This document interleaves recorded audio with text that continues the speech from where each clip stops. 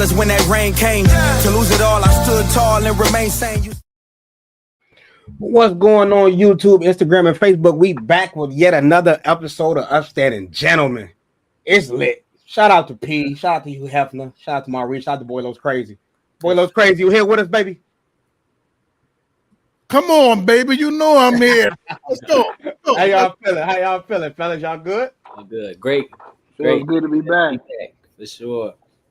Well, I'm not gonna hold us up too much, man. Just welcome back to an episode of Upstanding Gentlemen, where we highlight men who lead with purpose, integrity, and real stories that inspire the next generation.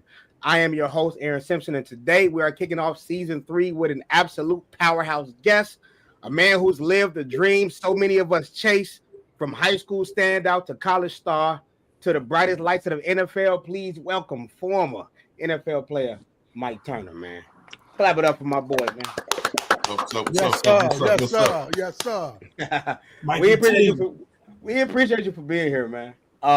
You told me this wouldn't have happened without my grandmother. Can you kind of give me the backstory on the relationship between you and my grandmother?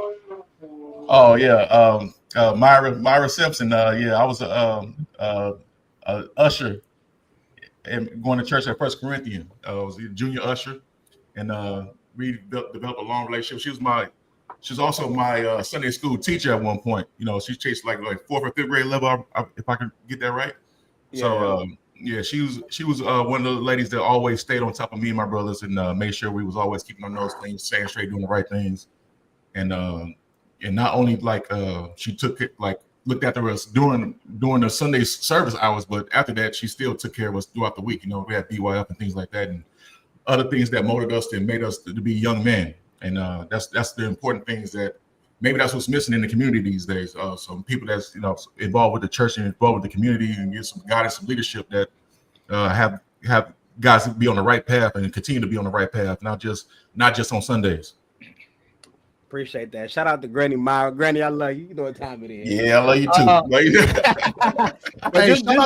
Shout out to BYF. Shout out to BYF. People don't know about. I was in BYF. So shout out to BYF. Absolutely, that deal, man. That was very important. Absolutely. That's lit. So I just want to go through your childhood really quick. So growing up with a single mom with 6 boys. Yeah, 6 boys. Like, what did that look like? What was that? What was the start for you? What was the foundation? Take us back there. Y'all know what WWE or WWF looked like, right? That's what it was. Gladiator school. That's all it was. It was constant chaos every night. Never knew what you was going to get in that house. Fights, competition. All brotherly love though.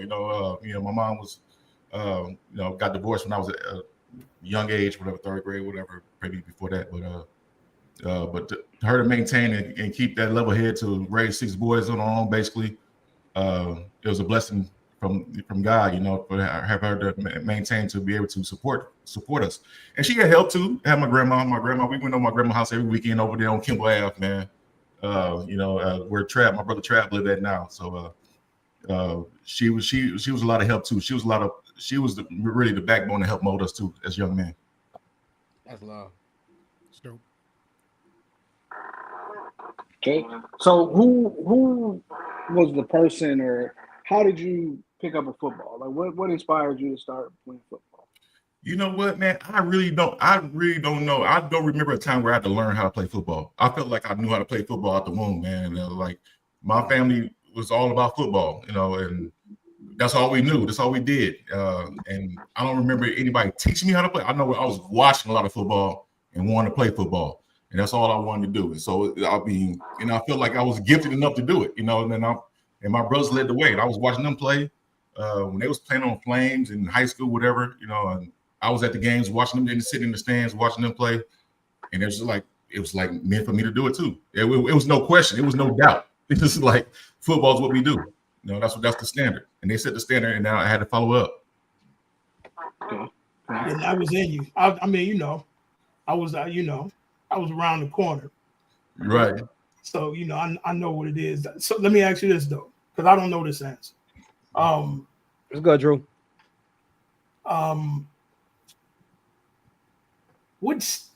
because I know you're extremely disciplined. Because I've been around you. You know, I've seen it. I've seen it at the highest level. I tell you all the time, I was your barber. Your first. Don't. Yeah, right. You was in San Diego with me. You're right. which was crazy. That was crazy. Like, damn, I got somebody from the crib in San Diego. It was like it was meant for me to be in San Diego. It was perfect, bro. It was perfect. Yeah. So where did that come from? I mean, I know you watched the Big Brother do it.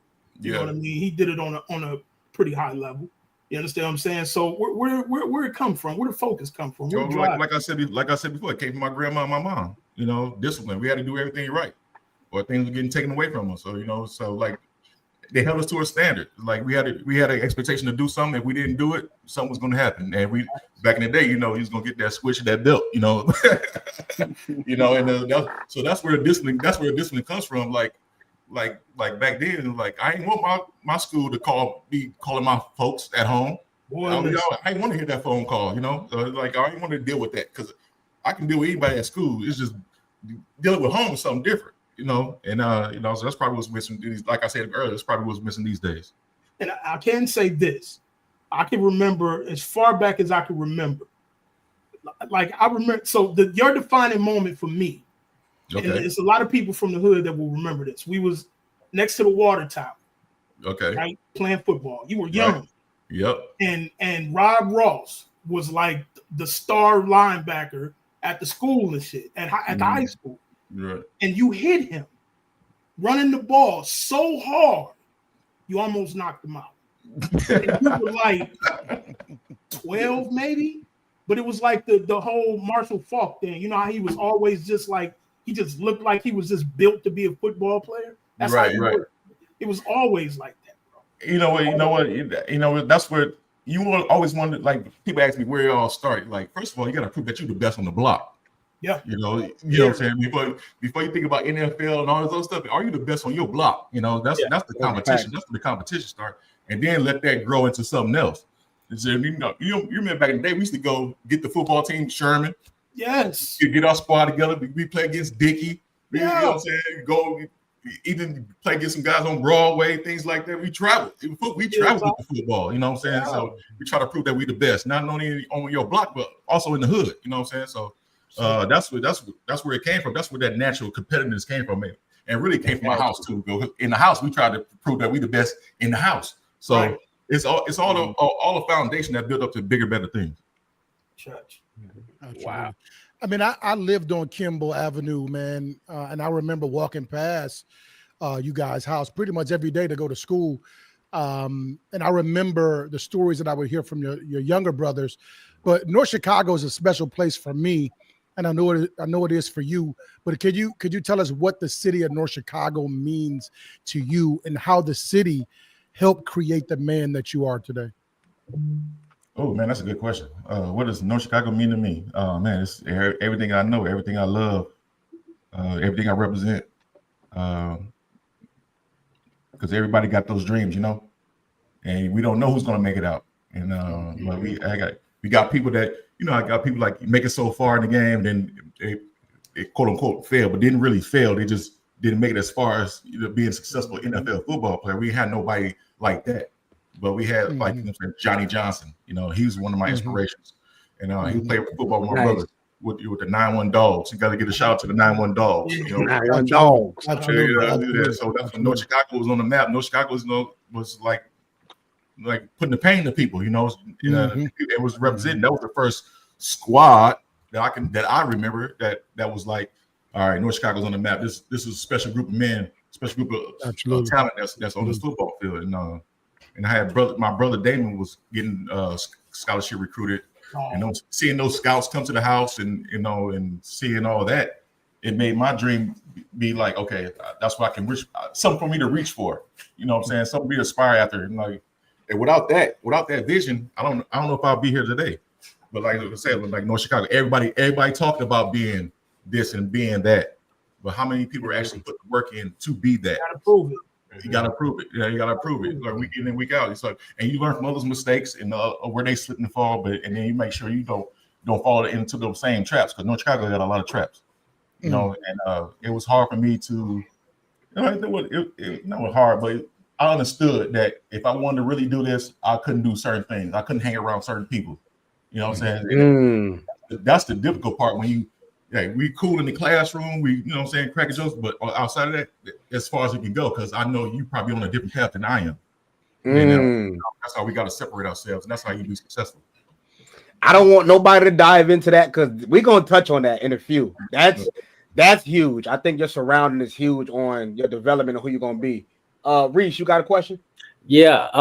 Just to kind of piggyback up of what you were just saying. What kind of kid were you? If you can just let us what he was right. Like if you could just tell us about the kid, Michael Turner, you know, growing up, you know, in North Chicago. I'm a North Chicago kid myself, grew up on Road, 14th Street. But if you could just tell us what kind of kid were you? I was man. Okay, I wouldn't say I was a model kid as far as doing everything right all the time. Yeah, I had my bumps and bruises along the way. And it was funny because I was we got into things in North Chicago on Sherman. The Shondas know we got into things, but as far as to me, I didn't think it was like serious trouble. You know, like I was talking to Kevin the other day. I don't know if Shondas remember this. Remember Best Western on Green Bay Road? Okay. One time we used to go there. They had an arcade in there. We used to go in there, play video games all the time and stuff, and you know, steal out the vending machine, you know what I'm saying, stuff like that.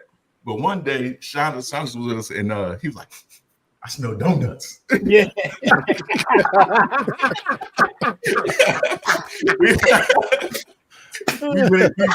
we went into their like little break room. They had a box of donuts. We just rated the donuts, you know what I'm saying? Took all the donuts out of that clean house, clean up. It wasn't for us, but like it was like little stuff like that we would get, like we'll do like dumb stuff that we couldn't get in trouble, nothing serious, nothing like no jail time stuff, but like you know, like we call it mischievous, you know what I'm saying? That's exactly what it was. I get my detentions, my suspensions, my ISS. I did all that stuff, but you know, for the most part, I try to keep a cool head and not getting like a serious trouble. Yeah. And if I could just ask one more, right? I appreciate that. Influencers, right? I know you touched on Johnny Johnson, even Grandma Simpson a little bit. Just influencers in the community. Who was influential to you just growing up in the community, or even in the school as well, teacher-wise? Teacher-wise, teacher-wise, Miss teachers are probably Miss McGee, Mr. Clark. Man, I don't want to get the names because I don't want to forget anybody. Miss McGee, Miss McGee, that's my boy Wilton said I smell donuts is crazy. Hey, listen, as adults now we know we just ate somebody's continental breakfast. Yeah, right. You know what I'm saying? We used to do stuff like that all the time. We look for opportunity. If somebody left us an opportunity, we was gonna take it. You know what I'm saying? Hey, but you know what that was? That was because when we were shorties and we had to get our own switch, they made us make decisions early in life. Yeah. You telling my grandma about that. And you gonna go get your own switch. You're gonna go get your own switch. Come back with the wrong switch. I don't want Mike to run from it though, Mike. Mike, so you said Miss McGee. Who else you got? Clark. Mr. Clark. Jesus, man. Oh man, I don't want to get even Mr. Bobo, you know what I'm saying? Mr. Moore. Yeah, shout out to Mr. Moore. Shout out Mr. Moore. R.I.P. Mr. Moore. R.I.P. Even off names, man. I don't want to forget nobody because it started at a young age.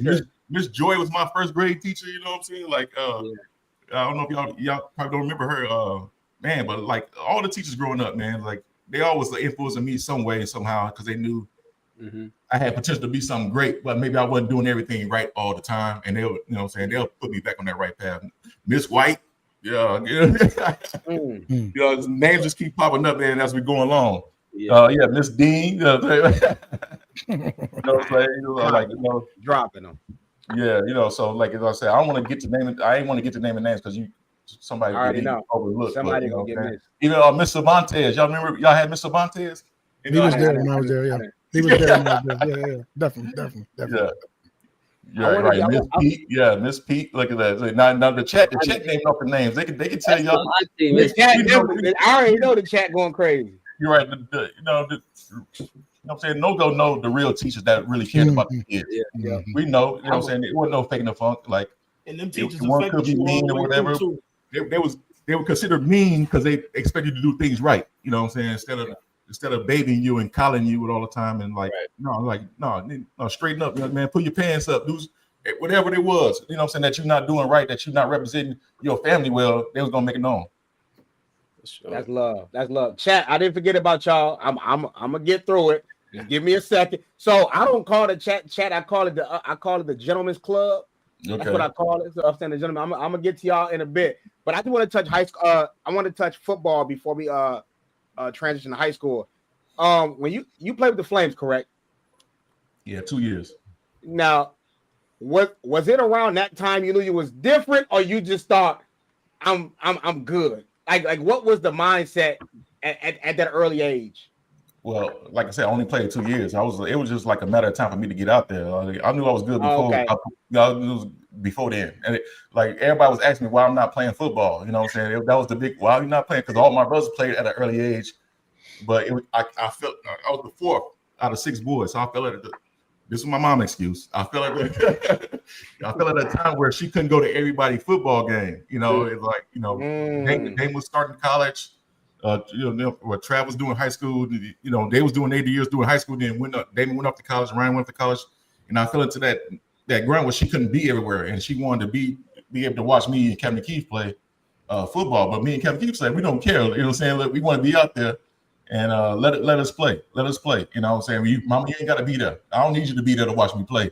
I just want to show my guys I can play, because I never had equipment on. They always knew me from street football, but not actually put on the pads. You know what I'm saying? Now I couldn't wait to put on the pads. I had to wait till 7th grade to play, and but I guess it all worked out for the best. But we knew it was gonna be trouble though. Like on our side, like we knew it was gonna be trouble the minute he put some play.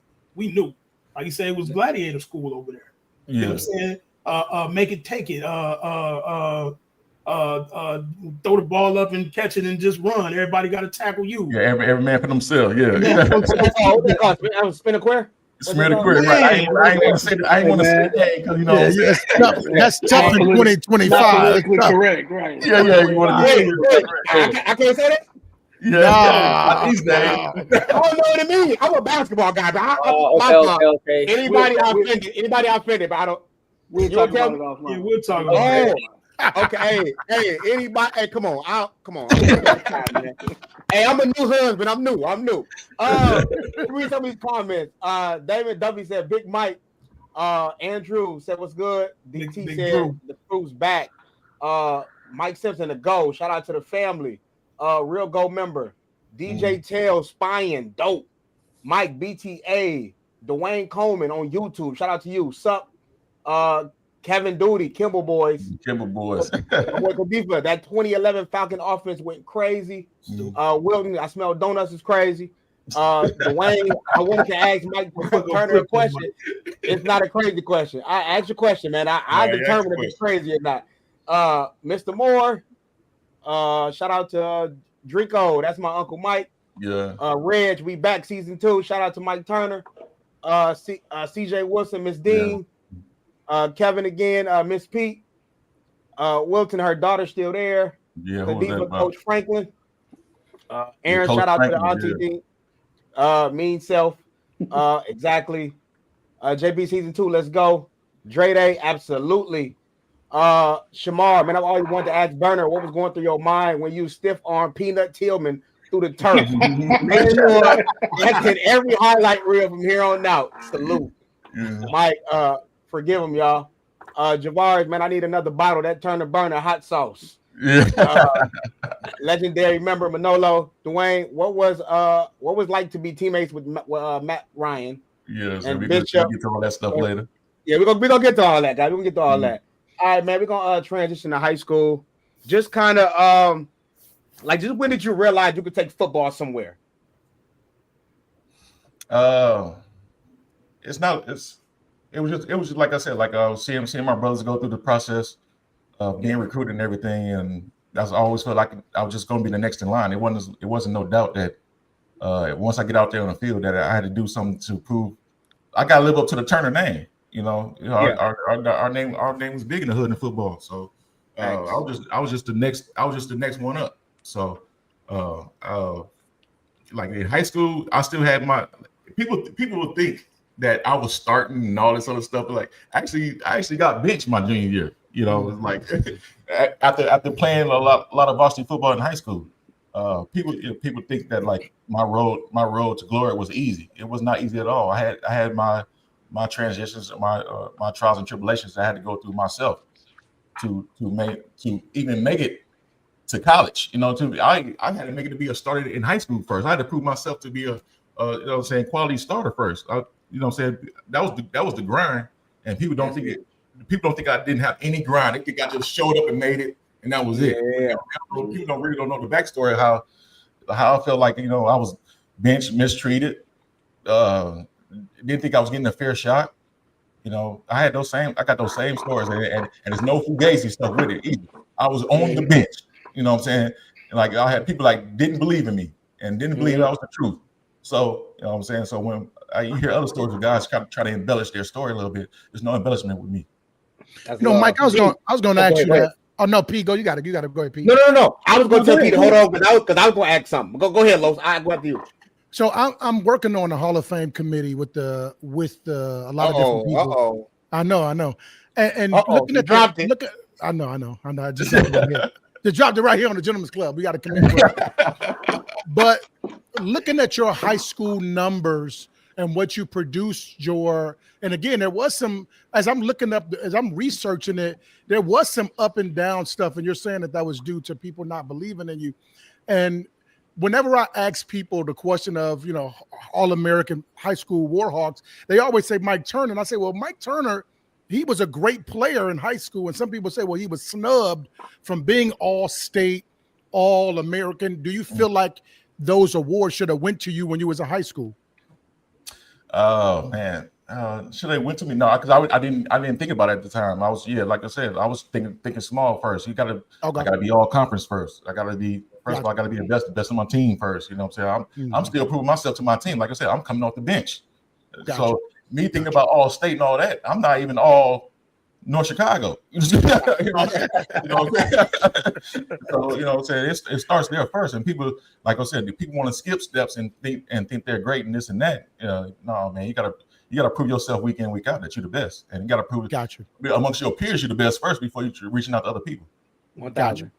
Pete, before you go, I wanted to kind of go back to when you said you got benched, and today's parents don't understand what that is. It's I got benched and we transferring. Or I'm going to the school to talk to the coach. Right. What was it for you that made you say, no, I'm gonna get it back. This ain't nothing. I'm gonna get it back. What was it for you? It was just hope and praying, man. It was what I'm saying, I was grow up in church and everything. I felt like God was gonna make a way with me somehow. It was no other choice. Like I had a friend, Dante Daniels, that went to Warren, and their parents was going to take me in and have me go to Warren. I was going to be a Blue Devil. You know what I'm saying? Telling my parents, my mom was like, no way. You know what I'm saying? You going to North Chicago? They've been stealing for years, man. Facts. Warren catches strays. Let's go. You know what I'm saying? So I was trying to make a way for myself. Like maybe I could go over here and do some damage over here. You know what I'm saying? The school's better and everything else, as far as as far as from the outside looking in. But no, that me going to North Chicago built that character in me, man. That grit and that grind that can't be replaced. So people got to stick with it, man. Don't run from your first challenge in life. Don't run from it. Accept it and go at it. And if I can ask, I don't want this to lead into college, but how did that turn you on to the next level? Right, when you go off to the next level, is it like I want to prove everybody wrong, right? I didn't get that real fair shake that I thought I should have in high school, right? All 4 years to a sense. So is that when you go to that next level, is it all right? I got to show everybody what they missed out on, or I got to prove to myself, who I am. Yeah, I always kept that chip on my shoulder. Like you said, you don't want to talk about me going to college, but but that was kind of the process. I was putting all those numbers in high school my senior year, but nobody was calling my phone. Nobody was offering me anything. And I don't know if it's because the school that I went to, you never know what plays a part in that. But you can't control that. But it was like Northern Illinois was the only school to offer me a scholarship. That's how I ended up there. and I didn't want to go there. I was still holding on that somebody from the Big Ten was gonna call. You know, what school did you want to go? Ohio State was number one, but I wanted to play anywhere in the Big Ten. Anywhere in the Big Ten. You know, that's when we was growing up watching the Big Ten on TV every Saturday morning. You know what I'm saying? Keith Jackson calling the games. It was Michigan versus Ohio State, Illinois versus, you know what I'm saying, whoever, Iowa, you know, we was watching Big Ten football. And that was my aspiration. I wanted to play college more than the pros. I love college football like that, you know. And I knew that was my ticket there was like, it was there right in front of me. I just had to go out there and ball out in high school. And hopefully somebody would call me. And I would expect somebody was, because I was putting up big numbers, man. I was averaging over 10 yards a carry. I ran track, you know what I'm saying, running 10-6 in track. I was big and fast, strong. I was checking all the boxes. But I was, you know, nobody gave me that phone call but Northern. Shout out to Northern Illinois. Much respect to them. So I owe them everything, you know, and you know, that's how it is. No, like people want to take the easy way out all the time, but my road was not easy at all. And that's what I'm saying. People got to accept the challenges that's in front of you. Just because my mama would not dare transfer me to another school just because I wasn't getting my way. She, you know what I'm saying? She wanted us to be men. And like, no, life ain't fair. Life ain't easy. So if you're not competing here, if you're scared to compete here, you're gonna be scared to compete in the future. So you better compete here right now and you know, learn how to go through that process, and it'll be easy for you in the long run. And like I said, I went through that phase in high school. He helped me out in college because I was on the bench for years in college too. Everybody think the burner just came in just tearing, ripping everything up. Yeah, I was balling, but I was still on the bench for a couple years. You know? Now, just speaking on high school, could we talk about the social life and the grades of being in North Chicago? How did you balance social life, sports, and grades? In high school? North Chicago, yeah. Man, I wasn't allowed to go anywhere. So all of it shifts back to the OG, man. She was that's exactly what it is. I wasn't out. I wasn't hitting the skating rinks. I wasn't at the parties. I wasn't at Magic. Was it Magic City? Magic City. I wasn't. Nope. You never seen me there. I never went to homecoming. I never went to all those turnabout, all that stuff. No, not to my senior year that I was, you know, saying allowed to go to all those places. But I don't know. I don't know. My mom was scared for me. I don't know. But you know, good thing I wasn't in the streets like that. But you know, yes. It worked out. I can answer that for you. Yes. Yes. So we was wild back then. You were wild back then. I was still finding a way to get my my shit on, but you know, I wasn't all the way out there like that. Can you try to explain or just talk about your experience with because obviously we deal with some guys who defer to the streets a little bit, you know, they're in sports, whatever. You touched on it a little bit earlier.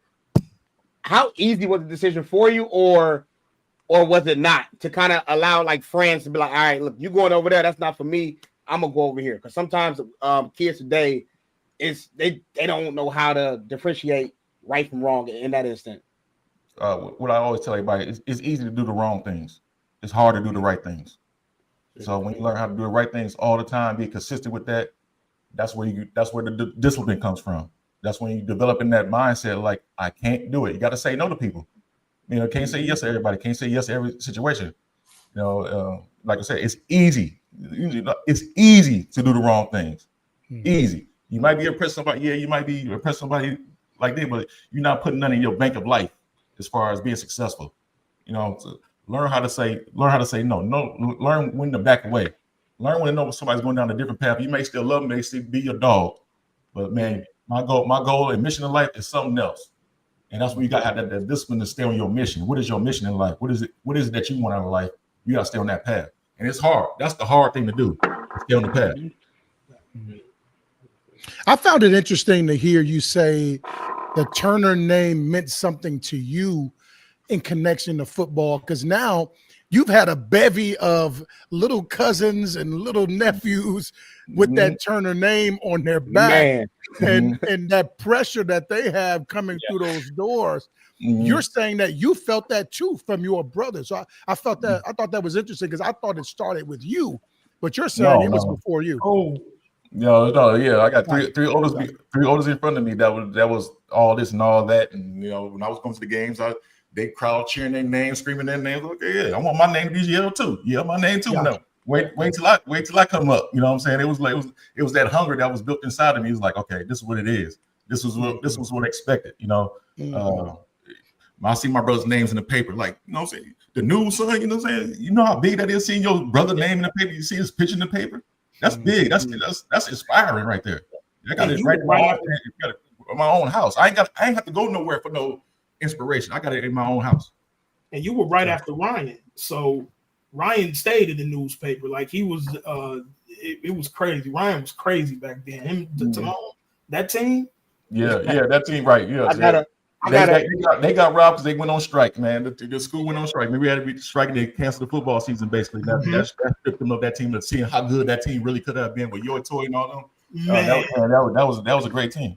Javon, Sean Glass. See, now you go. See, now I want to name names because you didn't say much. Left me. I got a crazy question. For Thanksgiving, who is the quietest brother at the table? That's tough. We was all quiet because we was all eating. No. When y'all talking that turn of talk, who was the one that had to bow out first? Or you can say who was the last one said it? Hold on, who had to bow out first? Yeah, who had to say, all right, I ain't up there. I'm gonna go ahead and stay over here. You know what? We really didn't talk. We really didn't talk trash to each other. Believe it or not, as far as talk about football, we knew we was like we are. You the best on the team on your team, whatever. Like it was already a given. We never talked about each other like I was better than you. I was better than that. No, we never really talked about it. It was like because we all had different situations. And it was like, all right. They led the path for me, so I'm not gonna disrespect them. Say, "Oh, yeah, I'm better than you. Y'all was colder than you," but like without them, it wouldn't have been me. You know, so it was all mutual respect. We never really talked about who's the best or not. So we let everybody from outside the family determine that. Real quick, so can you talk about some of the competition in the Lake County area during your time? Right, I know you said you ran track as well. Was there anybody, that was just as fast, or, just talk about some of the other teams in the Lake County area that, you guys probably, had some challenges with or so on? Oh, man, first of all, the challenge wasn't about like as fast. We were just underdogs week in and week out. We came out there with our 20, 21, 20 to 25 players every year going against teams that had 60 plus, So it was just a battle of nutrition with us. It was like, it wasn't no one player that we, I ain't had no, look up to anybody or just had like, oh, circle this day because we playing against this person. No, because they had a game, what I'm saying? Yeah. It was like a whole team we was going to get. It was the school names was big. We're going against Stevenson this week. We're going against Lake Forest this week. We're going against Libertyville this week. It wasn't like one player that we were scared of, that we feared. It was like we going both ways, and we got to battle each and every week. So it was like, who's on our team gonna step up and who's gonna make plays when the time comes. And I was one of those guys. I want to be consistent. And like, you guys can depend on me. I'm gonna make some plays out here. I'm gonna try my best to go out here and win this football game. Even though we're the underdogs, everybody expected us to lose. We had the longest losing streak in the state at one point. And like we were some losers. We were like, because we didn't have that discipline. We had guys that was gonna show up in the weight room week in and week out. Show up to practice every day. You gotta start with there. We didn't know, like Coach Michael Dura came in and had to teach how to get in a straight line for warm-ups. Like it's just the little things, man, that carries on into bigger and better things. I hear so much about Coach Dura. I didn't get the pleasure of meeting him. When you hear his name and when you say his name, what's the first thing that pops in your head when you say that? When you mention your old high school coach? Yeah, I was saying God sent, because he brought that discipline. He brought that discipline that we really needed in us. Because like I said, we all talk a good game. We all say we this and that. But who's going to challenge us to do the right things right all the time? Like I said, it's easy to do the wrong things. That's why we had North Chicago had the lineage of people dropping off. We say this person was cold, this person was this, was that. But when they get to a certain point, something went wrong. They start hanging out with the wrong crowds and doing different things can happen. Some people got shot and killed before they can make it, but it's just tough times that we live in. Going through NOCO was a grind, man. It was not easy at all, and y'all know that. I'm saying it's hard to maintain that focus in life, and like it's something bigger out there for me when and everything around you is chaos, and you don't have people that you don't have people that's really showing up for you. Like I said, we need the Myra Simpsons, we need the Mr. Moores, those teaching stuff that stay on us. Yeah, y'all say this a mean teacher, but they're seeing something different in you. They see potential in you, and we got to realize that as kids. It's hard to realize that as kids, we just want to get our opinion across so much that we're not receiving the message that's given to us. Yeah, I got to cut in. This is a stupid question, but I got to do it. It's my boy. I'd be remiss if I didn't bring up my boy Wilton Hill, your quarterback. Just because kids could be watching this, and he's the current head coach, and they might not know his impact as a player. Can you talk about his impact as a player, being your quarterback, and how vital was he to your success as a running back? How much he pay you for that question?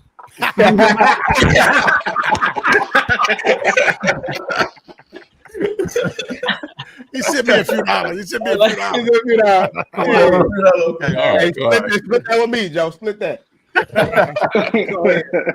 No, man, no. Like he's one. He's my best friend growing up. He's one of those guys that that was there for you in your corner. Like he believed in me in the early stages, but he probably felt I was getting shafted earlier in my high school career, whatever. But he was going through his things too. So it was like he was battling it, trying to be the starting quarterback. Really didn't want to be the quarterback, but ended up being the quarterback for us and being that guy that was leading us out there on the football field. Now that's when the quarterback position was is still very important. Like that's the leader. That's the main guy that got to have his head on straight. That's doing the right things. That we can trust. It can't just be all on me. I need my right hand man there with me too. That's all right. I got somebody that's gonna ball with me week in and week out. If it was all gonna suck, at least I know me and my guys gonna go out giving them 110% each and every week. Now you just one of the guys. I don't want to just exclude him, like single him out in front of everybody else on the team. But man, we got a nice team that wanted to play football and wanted to win and really tried and gave effort to win. That was the main thing, and that started with Coach Durr demanding that out of us, bringing that discipline out of us, and making sure that we at practice every week and doing the things that we're supposed to do. Because some kids, even though you're so talented, you can get away with doing this and that, and you'll never get punished.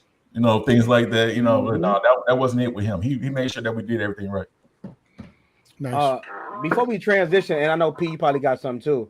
Because I'm so North Chicago. You played in fire games. Is there a game in North Chicago that gave you chills to this day that you still be like, yeah, that was one? Is there a game that you played in North Chicago that give you chills?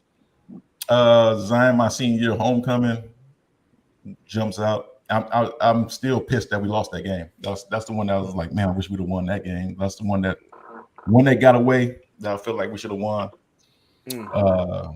Man, it's a couple games out there, man. Lake Forest junior year, we lost to them. Let them come back. We thought we was going to break our losing streak against them. I had 2 fumbles that game, and they ended up beating us. But we was balling. We was balling. We had hope like, oh, this is the week. This is finally gonna win. Finally gonna get our win. And because we didn't even lead in games at times. It was hard for us to even have a lead. That's how bad we were. Man, but then that Warren getting that Warren homecoming, getting that first victory, that only victory that year, we was 1-8, and that we called it the Mud Bowl. We ended the streak, got that first victory. That was a big thing that gave us chills, and gave us hope for the next year. Man, Stevenson senior year, man, I can name all the games. Okay, I ain't know. But which one did you leave your stamp on? You know what I'm saying? Which one did you leave your stamp on though? Like, what game did you just really say like, yeah, motherfuckers y'all get it now? That's a tough question. They say you ran 300 on Zion.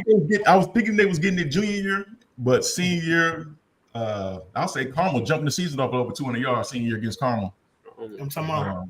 Yeah, and you know what I'm saying, and I was starting up. That's when I started getting 200 yards week in and week out. I was need to get the ball more. My junior year, I was getting the ball like 5-6 times a game. People think I was getting like 20 carries on this. Like I barely touched the ball in high school. But I was, you know, start putting up numbers my senior year when they started giving me the ball more. And when I say more, the most I had was 14 carries. You know, so. But I was breaking long runs here and there. So like yeah, all the games are special because all of them are different. Like even the game I didn't play, I was hurt. I got hurt in practice, and I couldn't play against Jonesboro that year. And now my team went out there and we still won the game. And that was only like 1 or 2 losses that the team had that whole year. You know, so it wasn't like they beat some scrubs. They beat a really good team without me. You know what I'm saying? So so that's when you say one I put my stamp on.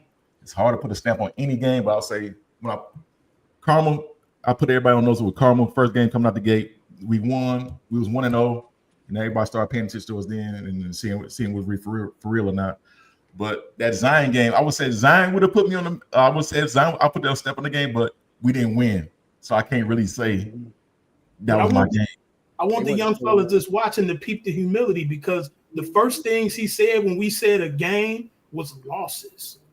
You understand what I'm saying? He didn't say, he didn't tell us about the stamp game first. He went, that's why I love Mike. Man. And he ended up telling us about the time that he didn't even play and they won. So that's love. No, that's love. But we're gonna transition. Let me read some of these comments because I know they on my heels about not reading them. CJ, we won 1 game that junior year. Wilton, don't get him started. Congratulations, you and the wife. Appreciate you, King. They've been stealing for years. It's crazy. Avery, my boy, Mike, 24th and Sherman. Yeah. JB, OSU. Mike, 1 scholarship. God made a way. Elisha Irvin, how did it feel to put wood on Ray Lewis? The only one to send Ray to the sidelines. JB, go Buckeyes. Who was that? Artesia, Ohio, Shamar. It's easy to steal when the education is better. It's hard for any school to recruit if the academics not good. Aaron, did you ever have imposter syndrome at any point in college? But essentially, the NFL, how did you handle it? You want to answer that? What's imposter syndrome? I need an explanation on that. Yeah, I'm at understand what that is. Shamar definitely got I can't it's like when you can't believe I can't believe this is me. This is happening to me. I made I made it. I can't believe this is my life. Like, you know what I mean? I can answer that. That came in college when started making a name for myself when after Thomas Hammock got hurt or whatever, couldn't play anymore. His career ended with a heart situation. And I started taking over and I started scoring touchdowns, doing everything else. And the whole campus started buzzing. Then one game, that's when the Turn the Burner hats started popping up and Turn the Burner t-shirts started popping up. You know what I'm saying? The packed house weekend. I'm like, man, it's crazy. Like, all right, something special's going here. That's when I first felt like that moment. Okay, I'm going somewhere, That's love. That's love. Shamar, please tell them, Mike. I tell my kids and the youngest coming up, the shorties, the same thing. I tell them Mike was locked in, was an OBS. To come from the go, you got to be a pro. You have to have a different focus and plenty of shit to distract you in the go. I salute you for real. Derek, I remember playing 7-on-7 on Chicago field and Big Dame saying hit him hard everything he touched the ball. True story. Both his older brothers. Derek, D-No, what's up, baby? Dog, we need Madden Broski. I got on and make it happen. DJ and Damon never let us forget he was the best LB and no-go. Oh, yeah, right. Well, no one out talking Damien. Javon Taman, Ryan, Sean, Glass, McCoy, naming all them boys. Timon. That's Timon. Okay. Running back. Okay. Stop it. Guy. You don't fuck with him, P? He was not better than me in no damn football. He know that. There you go. Hey, Mike, Amy. I hope this inspires people to bring to the city back. Go ahead. Let me ask you this though: were you the first one to play on the other side of the ball out of the boys? No, Like Ryan played there. Damon played fullback too. Damon played fullback. Okay. Yeah, Travis didn't play no offense. But they both went to school for the other side of the ball. Damon went for defense. Ryan was like a utility man. He did everything. He played quarterback, running back, flanker, safety. You know, he was whatever. Yeah, he was just a playmaker. You talk about a playmaker. He was the best playmaker in our family. Like he just put him anywhere too. He was gonna make plays. He was finding his way to the end zone or do something crazy that'll get the crowd going. So yeah, I would say he was the most talented out of us, but he, I was just, had to take it to the next level, My sophomore and junior year, my junior and senior year, I went to Warren, right? And my senior year, I don't know if you remember, but they had this picture of Timon, Ryan, Yotoy, Sean. It was like 6 of them in the newspaper. And during the football season, they actually had that picture on the wall in the Warren football in the locker room. Mm-hmm. And they had Ryan circle on there. Like if you hear his footsteps, you know what I'm saying? Like they feared North Chicago, bro. Yeah. Well, it's funny that you mentioned that article because I was in 7th grade when that came out. I remember it for real because Mr. Munda was the football coach at Lake Forest, and he had that article up with all of them on there. Like this was the team everybody feared. They was like, this is a talented team that's getting put. This team can really put North Chicago on the map. And I was looking at that, I was like, why you got this picture up? Actually, I didn't know he was a coach at the time. And it's like, oh yeah, I coach football, blah blah blah, and we're gonna play against them. I don't know why he still had it in his 7th grade classroom. I was like, that's my brother right there. He's like, what, for real? You know what I'm saying? So that's started that rivalry between me and Mr. Miller. I was like, yeah, they're gonna beat y'all too. And they did. They ended up beating them that year too. So it was like it's crazy that you mentioned that article because that it was like a famous article that had them all picked up. Like, we never see anything that like North Chicago being talked about as far as like key players, blah blah blah. It was like front page of the news, son. It was like that's crazy. I was like, and I never seen it at home, but I seen it. I go to school and I see it. I'm like, why is my brother on his wall? Which is crazy. And it's like a small world, man. That end up like Mr. Money. I end up playing against him, and once I got to high school and everything, we put a whooping on them too. So it was like, yeah, you never know who's in your classroom. First of all, you never know who's in your classroom. Like you talking trash, and that's my brother. I can say, what I'm saying? Like, I can go home really tell him, hey man, this clown at the school got your picture up talking man. I told him. I told him immediately. I called Timon immediately. Like, boy, they got y'all pictures on the wall in the locker room at the school. Like they really feared. It was a threat. It was a threat. Wow.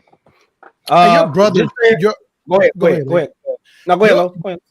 Me being around Keith and Kevin, they have a certain discipline about them that I think Quarter Key was talking about, Shaughnessy was talking about, and obviously you have.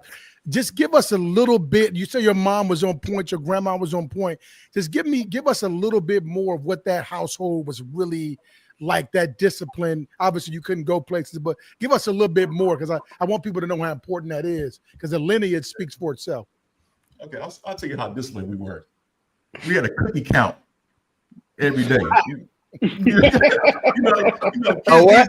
Kids these days, you can go into the cabinet and eat all the cookies, all the snacks you want. No, we had 3 cookies per day. You know what I'm saying? You had a choice between. First, we had a choice between either you're gonna eat a sandwich or you're gonna eat 3 cookies. You know what I'm saying? Like we had to make sure our groceries last throughout the whole week. So that's what so you talk about this one. Like how you teach your kids how to make the groceries last throughout the whole week. That's how deep it was, man. That's how deep our discipline was. It was like nothing. We didn't take nothing without asking for it first. It was like I can't explain. Like our friends didn't understand when they came over. They thought we was lying. Sometimes we had to call our mom at work. Like, Mom, can we do this? Like call your mom at work before we do anything stupid. So it was like, no, she didn't. Did you hate it? Did you hate that while living in it, or you was like, man, this is how it is? It was just how it is. It was just how I understood what the goal was. Like, if I eat all this up now, we ain't gonna have nothing later on. So it was like, and we stayed on top of each other. We made sure hey man, okay, all right, we watch you. That's three. That's three. No, we watch each other. You know what I'm saying? Right. That's beautiful. That's beautiful. Strip the toughest turn ain't close. Right. No, if I can ask, so I coach on the staff with Wilton. I'm with the staff, and I also train a lot of athletes actually in the area as well. High school. What would be a message that you would give to to the high school athletes in the area that may be watching? What's a message that you would give to them, given the dynamic of even going to college now, right? Everything is totally different now. But just through your lens, what's a message that you would give to the high school athletes? First of all, shout out to Eddie. So that's militant right there. It was militant. Shout out to Eddie, part of the Gentlemen's Club. He ain't here today. It was like a militant household. But as far as what can I give advice to a high school kid? Keep a positive circle around you. Keep like-minded people around you. People that's going on the same mission of doing something with their lives. Keep them people around you, because that's what's going to help y'all grow together and help y'all do positive things together. Like my crew, my senior crew, we made sure that we was trying to do the right things, and it helped us succeed in life too. Further on, it's me on make it to the NFL, but look at my senior year class, whatever. We all doing big and bigger and better things, and being like influences in the community in different ways that years ago wasn't heard of. You hear about all the tragic stories about other classes, how they failed and how they didn't do this and didn't do that. I'm not going to put anybody's names out there, but it's been some big disappointments that came out of North Chicago. But we want to be the one that change that trajectory and want to be the positive ones out of North Chicago.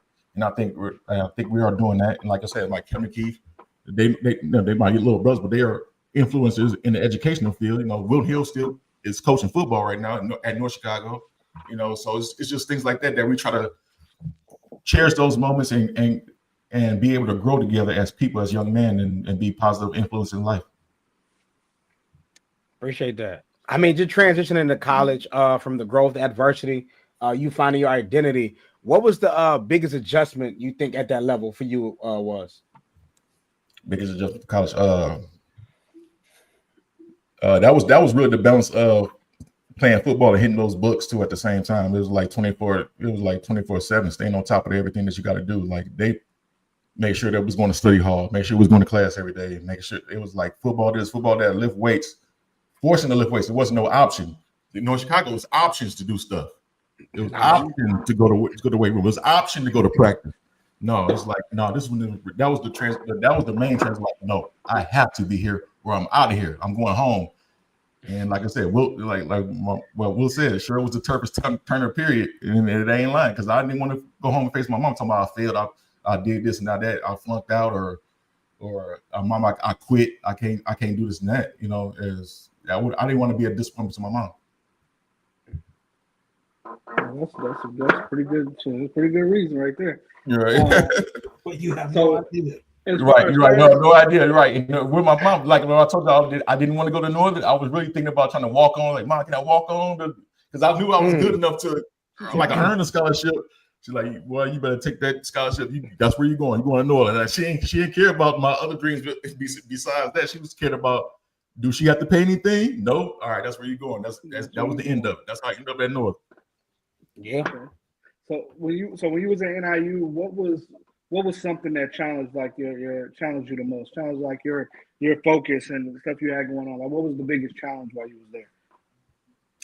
Really starting all over, like because I had that climb to the top in high school, then I had to do it all over again once I got to college. I was the last on the depth chart as a running back, and I had all these running backs. They brought in 7 running backs in my class, and they always ranked higher than me as far as what the coaches saw, what the coaches were saying. That's what, because they went to different schools, they went to bigger schools. They had state records here in Michigan and state records in Illinois, and all that. They had state records, yeah, but they was getting the ball a lot too. You know what I'm saying? Right. I feel like, they had a big offensive line and they was blocking for them. Like, I had Theodis Holmes blocking for me. You know what I'm saying? Like, how small Theotis is, but it was just different. I was just on a different path than they were, and I had to prove myself all over again. They're like, all right, I'm the best one in this group, that starts from Sherman. Be the best on the block. And how Be does the best that? first, then we'll talk about other stuff. And I'm sorry, but so how does that work as far as, because I know, so I played a little bit of football, but I mostly play basketball. I know in basketball, like, hey, if I'm in practice, I can go against you and I can bust your ass in practice. You know what I mean? Yeah. In football, it's a little different. We play in the same sport. How do you compete with somebody that's playing the same position as you in practice? It's called spring ball. Just practicing. I was going against the ones. I was busting their ass. I was starting defense. I was doing all that. Trust me, I was doing everything I can to make sure I was a starter. Like my brother said, I had 52 carries in one game as a freshman. I still wasn't starting the next year. You know what I'm saying? So I was like, I was doing things that was never been seen before about my coaches, and I still had to sit the bench. So I could easily transfer portal. If I had a transfer portal back then, I probably would have been gone. I probably been offered, crazy money. That would have been gone. And that's where I was gonna go with it. If OSU come calling that next year, you gone. Yeah, right. I don't know what I was been. I don't know, man. Right. I don't know what opportunities would have been offered to me as a backup running back, doing the things I was doing, and not getting the love that people felt I should have been getting. Like our team was torn. Like some people wanted Thomas Hammond to start, which is the head coach at Northern right now. Shout out to Thomas. But it was clear it was competition. Like it was no disrespect. It was mutual respect for each other as far as what we brought to the table. We was just two different backs. And first, before I got to get to the Thomas level, I had to get through all the guys before me. Like I said, I was the last. I was the last on the depth chart. I've been last on the depth chart. You know what I'm saying? So I know that feeling. This feeling of being caught up to. I don't know that. I don't know what it's like to everybody cater to you, and everybody think you're the best right out the gate. I had to earn it every step I played.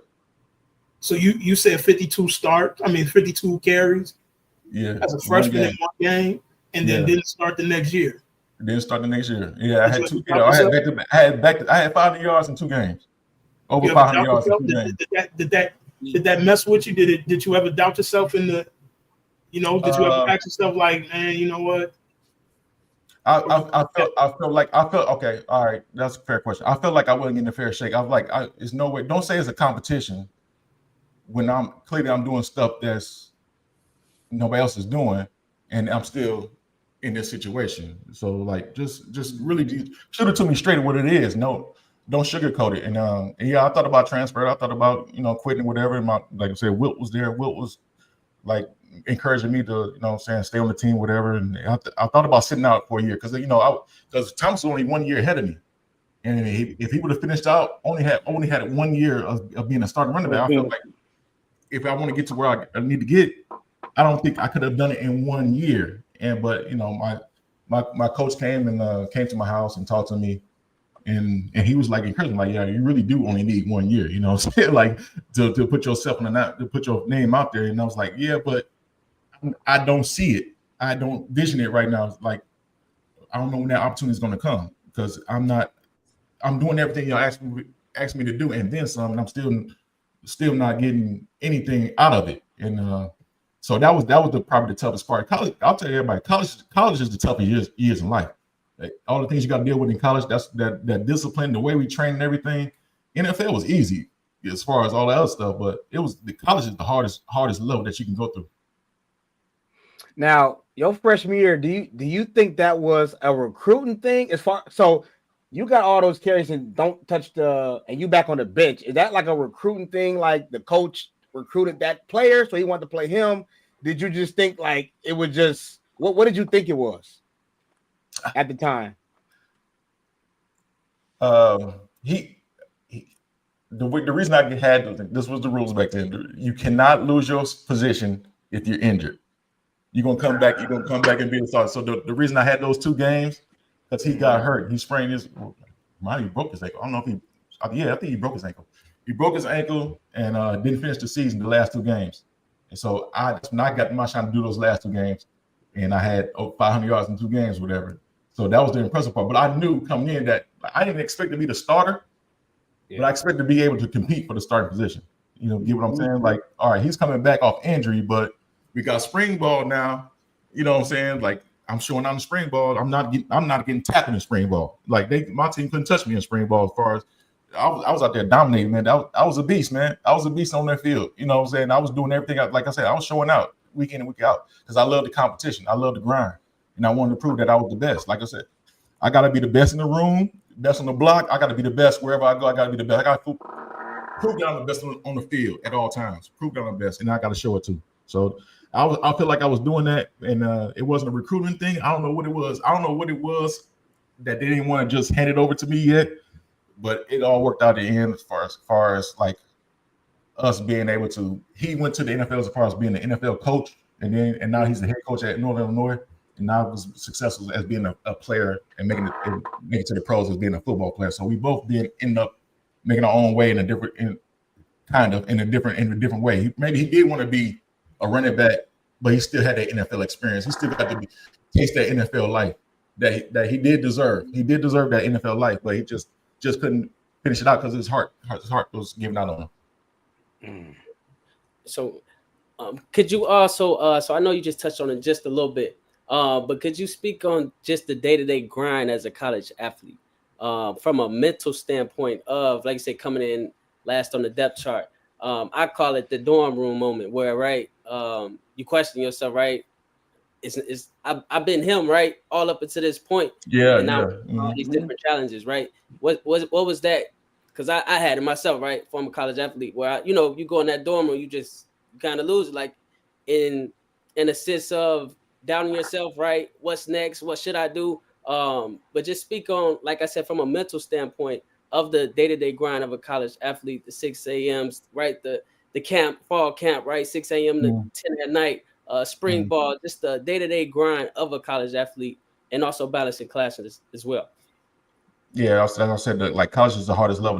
That's when you have no control of your life, basically. Like everybody's telling you where to be, when to be, how to do this, how to do that.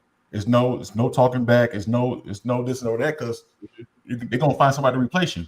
And that's where the respect comes in, as far as, all right, if I really want to do this, understand the challenges that I'm facing. Understand that I do have to get up at 6 a.m.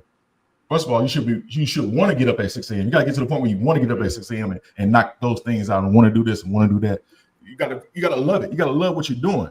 You know what I'm saying? You gotta love it. You gotta fall in love with it. But it's like, if you don't, you're gonna struggle, man. You're gonna struggle because it is a mental weight on you. It's like, because not only are you balancing your personal life as far as your aspirations of, all right, do I want to start? I want to start, make plays. I want the highlights. I want the glitz and the glamour. But also, do you know what it takes to get all that comes with it?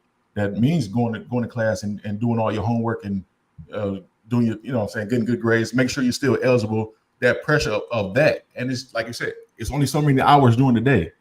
In college, that's when you really had to, what I'm saying, get in those books and study, read everything. Like you don't have time to do anything. Like, if you know what I'm saying, if you really about that life, you don't have time to do anything else but books, football, and you try to squeeze in, show some time here and there if you can, But that's the mental aspect of it, is like staying disciplined. Make sure you do the things that you're supposed to do the things you have to do, and love doing it. Mm-hmm. And if I could add to that, right, kid from North Chicago, right, coming into a running back room with, like you say, about 7 deep, right, guys coming from North Chicago, right, versus competing against the world. And now you're competing against the whole, United States, guys coming from everywhere in that running back room. How was that? You got to understand that everybody was all something somewhere. Mm-hmm. You know what I'm saying? So we all like, he was all this over there, and I was all this over there. It goes back to those no-go roots, man. I'm all Sherman. I'm all 25th Street. I'm all 24th Street. You know what I'm saying? I'm all that. But can I beat the all Dickey team? Can I beat the all Wallace team? Can I beat the all Broadway team? You stick to that foundation, man. They'll carry you through.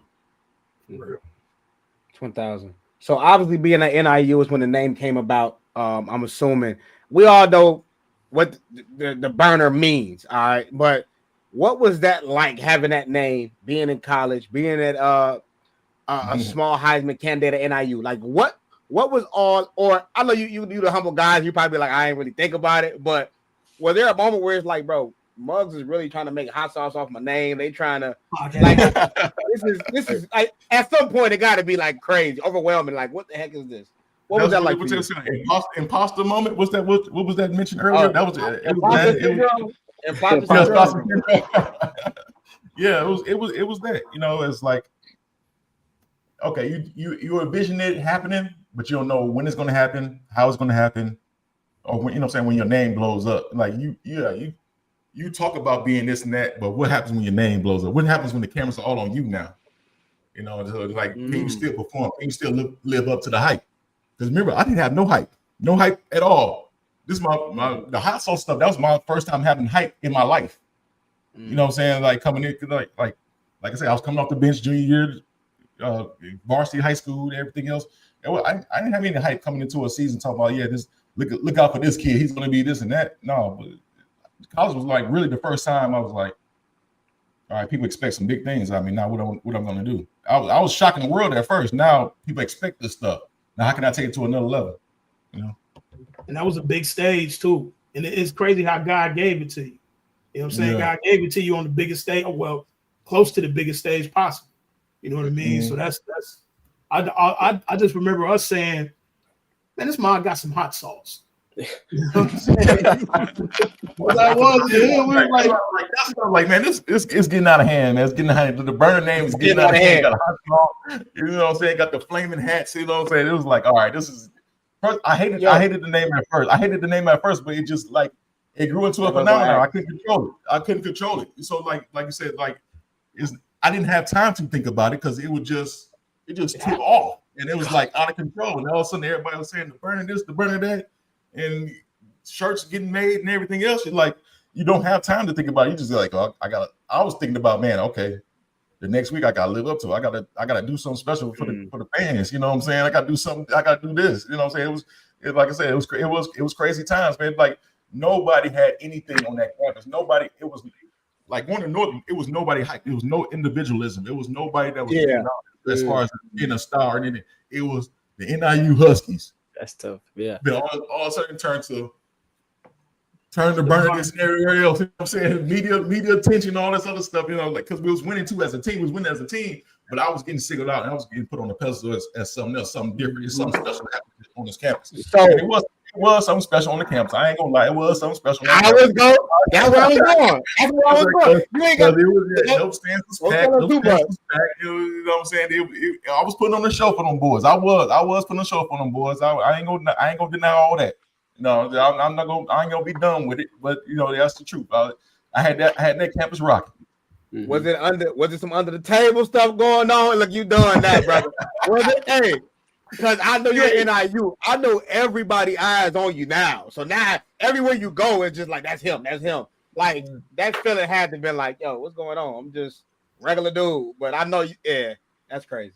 I was signing autographs here and there. Like when some of the students would have hot sauce bottles, whatever, and they would set me up with autograph signs. That was like, oh, I gotta really practice signing an autograph, you know, learning that stuff, going through all that stuff. That was crazy. That was a real moment. But no, it was no under the table stuff. I wish it was some under the table stuff. I ain't had no car, man. I ain't no car, no driver's license. I had nothing. Right. That was why you was locked in. I ain't get a driver's license till I got drafted. How about that? That's how on the grind I was. That's lit. So my bad. No, just really quick though. Was the name the Turn of the Burner? Was it just a cliche name, or you just was like thought it's just too much? That's the reason why you didn't like it. It was cliche. The cliche of it. There was like Turn the Burner. I was like, oh, okay, that's clever. You know what I'm saying? It wasn't nothing I would have thought of. You know what I'm saying? I never thought of it, but you know, it was a writer out there in NIU that wrote it, and Mike Korsick, our head PR guy, took that and made it grow into something else that's still getting talked about to today. Yeah, but it sounded good though. Like when they said Michael the Burner, that shit sounded good. I'd have been in the room like, oh. You know what I'm saying? It sounded good, man. It's so if I can stand on the name, right? With the name, right, that's the top, right? And getting to the top is one thing, but could you speak on staying at the top, right? And how tough is it to stay at the top? Or what challenges came as a result of becoming Turner the Burner?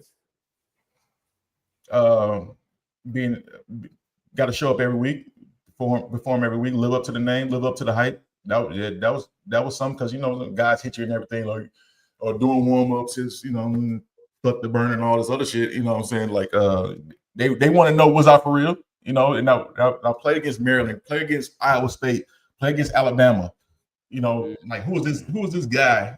Yeah, that's supposed to come here and do all this and help this underdog team win and in big moments, in big situations. And I was willing and ready to prove that I was that dude, because I had bigger dreams. I know how to get through these guys to show that I can be able to play on the next level.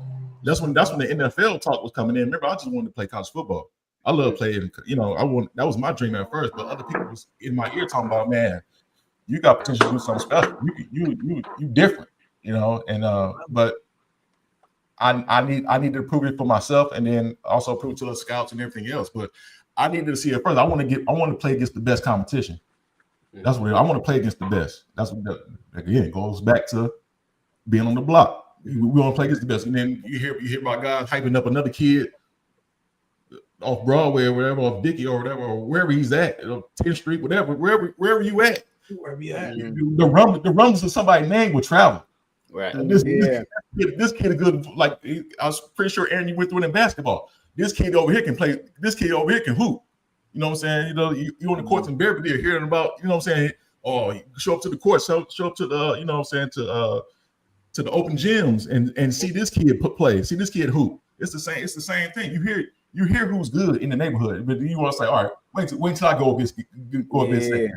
I'm not going to be. But we're gonna go at it. We're gonna see who's the best. So we're gonna find out real soon. The grind it's just names with bigger resumes. So we put all those resumes to the side to see who's the best. Those Thanksgiving games, when people used to meet up for Thanksgiving or whatever, them was legendary games, man. Them was bowl games. Yeah, right. If I could pick it on Broadway, easy on Broadway.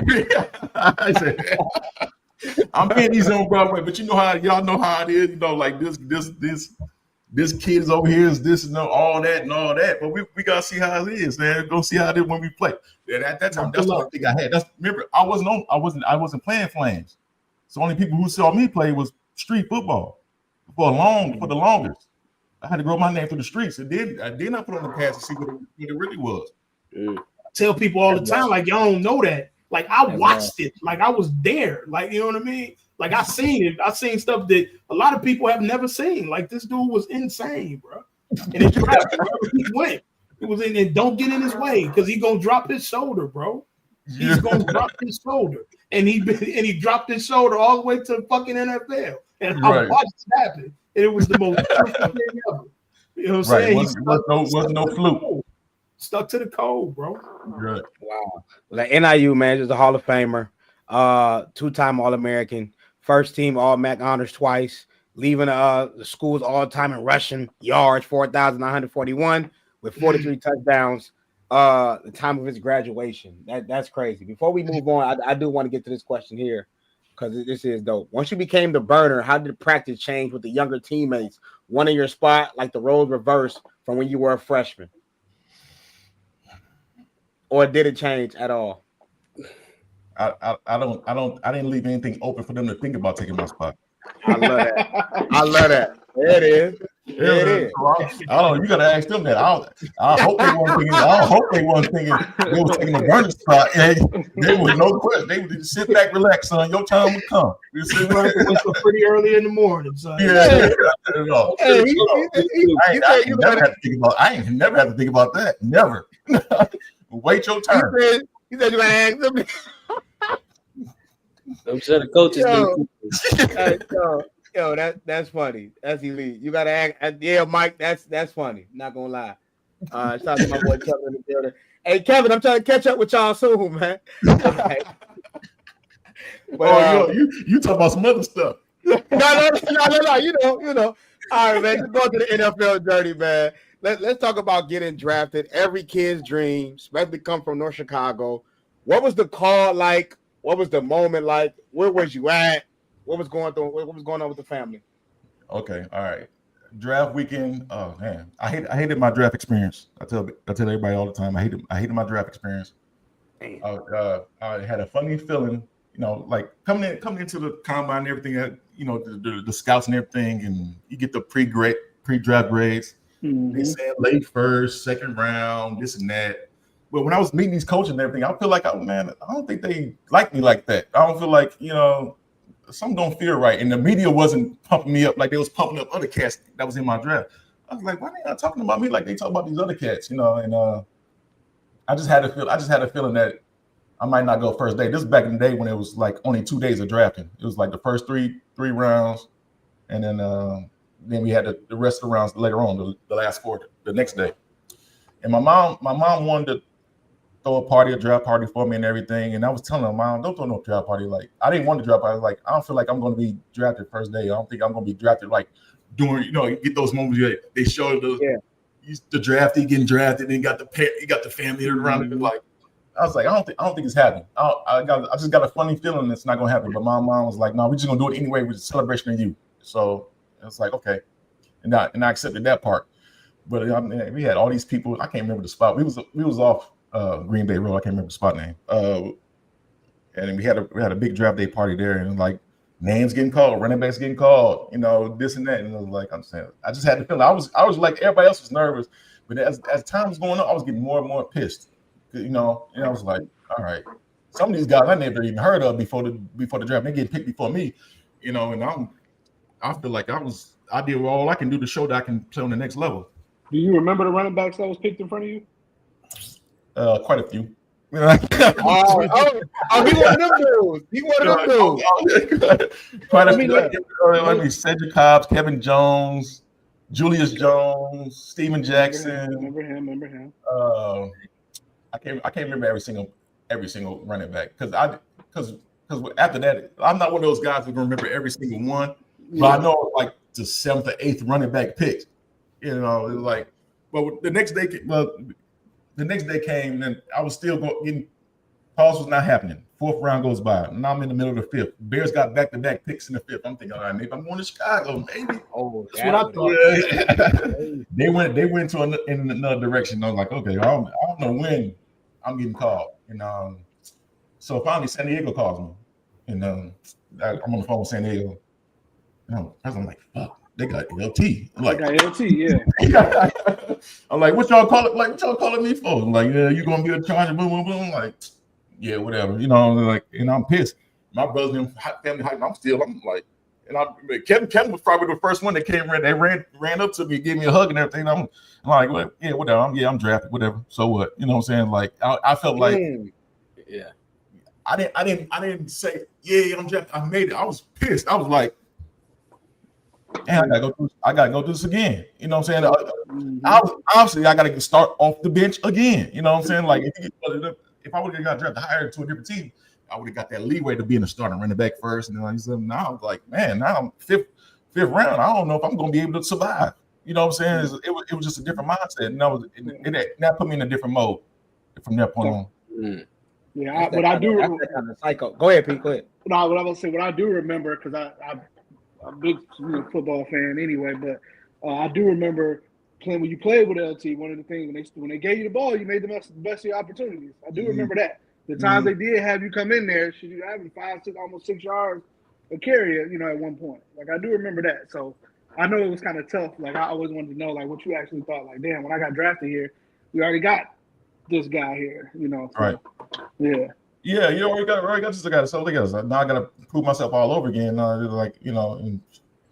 And then like after a couple years, they brought in Darren Sproles. I'm like, damn, what's this all about? You know what I'm saying? Like y'all trying to replace me. You know what I'm saying? But the NFL is really cutthroat. It's like as soon as they draft, they're trying to find a way to replace you. And but I was just like you said, like every time I was on there, like I wanted to like only the team, my teammates, like I'm that dude. That ain't drafted for a reason. Like y'all got really San Diego got a steal.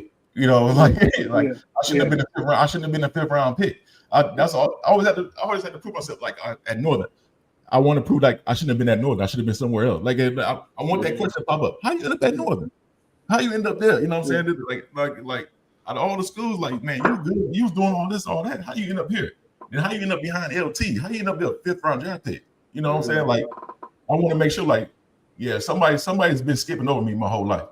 You know what I'm saying? But but it was no denying me once I got to Atlanta. Speaking of LT, what was your experience around a generational talent like that? Like, what were there anything you picked up on just playing behind them? Anything about that, or you were just ready to get your turn? I was ready to get my turn, and we was like we were two totally different backs. So it was like, true. You probably taught me how to read some. I couldn't even say read blocks. So we run the same play, a little totally different between the two of us. Like, because my linemen they were blocking the same way, but we'll see it totally different as far as running backs. We was all different in that aspect. We was like being a running back is like being an artist, man. We putting a different picture together that, you know what I'm saying, we putting something different together that y'all don't see right there in front of you, but but it's gonna come out being beautiful. You know what I'm saying? It was like I did it my way, he did it his way.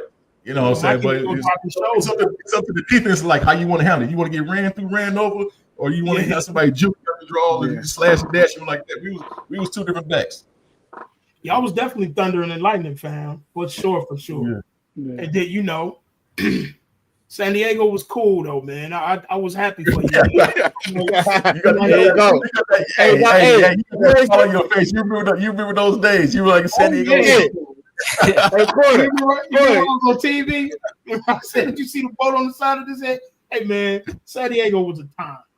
Hey, bro, you ain't tell us about the PB&J, bro. No, peanut butter and jelly was back in the day. We should have talked about that. Oh, my bad. No, I thought he said he made you lunch and shit before the game. No. So when he stayed in San Diego, I was there, right? So his rookie year, me and Wes, and I was his barber, and we would go over to his crib, the Lacondo. You know what I mean? We met what's the dude named Philip? What's his name? He was a little bitty motherfucker, but he was one of y'all defensive players. What was his name? Sean Phillips. Yeah, man, a little bitty motherfucker. But yeah, fam, we Wes would cook a steak. And I cut fam hair, man. We talk shit. Yeah. Because I had you trying to fat Joe me, man. You trying to fat Joe me, man. No. I just wanted to make sure you got that shit off. You know what I'm saying? You know, my story's been authentic. I hope he wasn't gonna say he was making me peanut butter and jelly sandwiches every time. No. That was back in the day we were shorties. Shorties. That was cool. Man, it was good having somebody from the crib. You know what I'm saying? You know that's crazy that there's somebody from the crib. I don't know how they end up in San Diego, but it ended up like where I got family there. You know what I'm saying? That's home. You know? I was there on some whole other shit. You know what I'm saying? And it just so happened it just worked out that way. You know what I mean? Yeah. You know, you had a whole family there. I think we did Christmas and Thanksgiving, I believe. Yeah. Because I had to be out there. I mean? So a signature moment with San Diego, the 83-yard touchdown in 2005 versus the undefeated Indiana Colts. No, it's my team, man. That's your team. Was that like a signature moment for you? Was that like a wake up moment? Like what was that for you, for your career? Did it do anything for your career?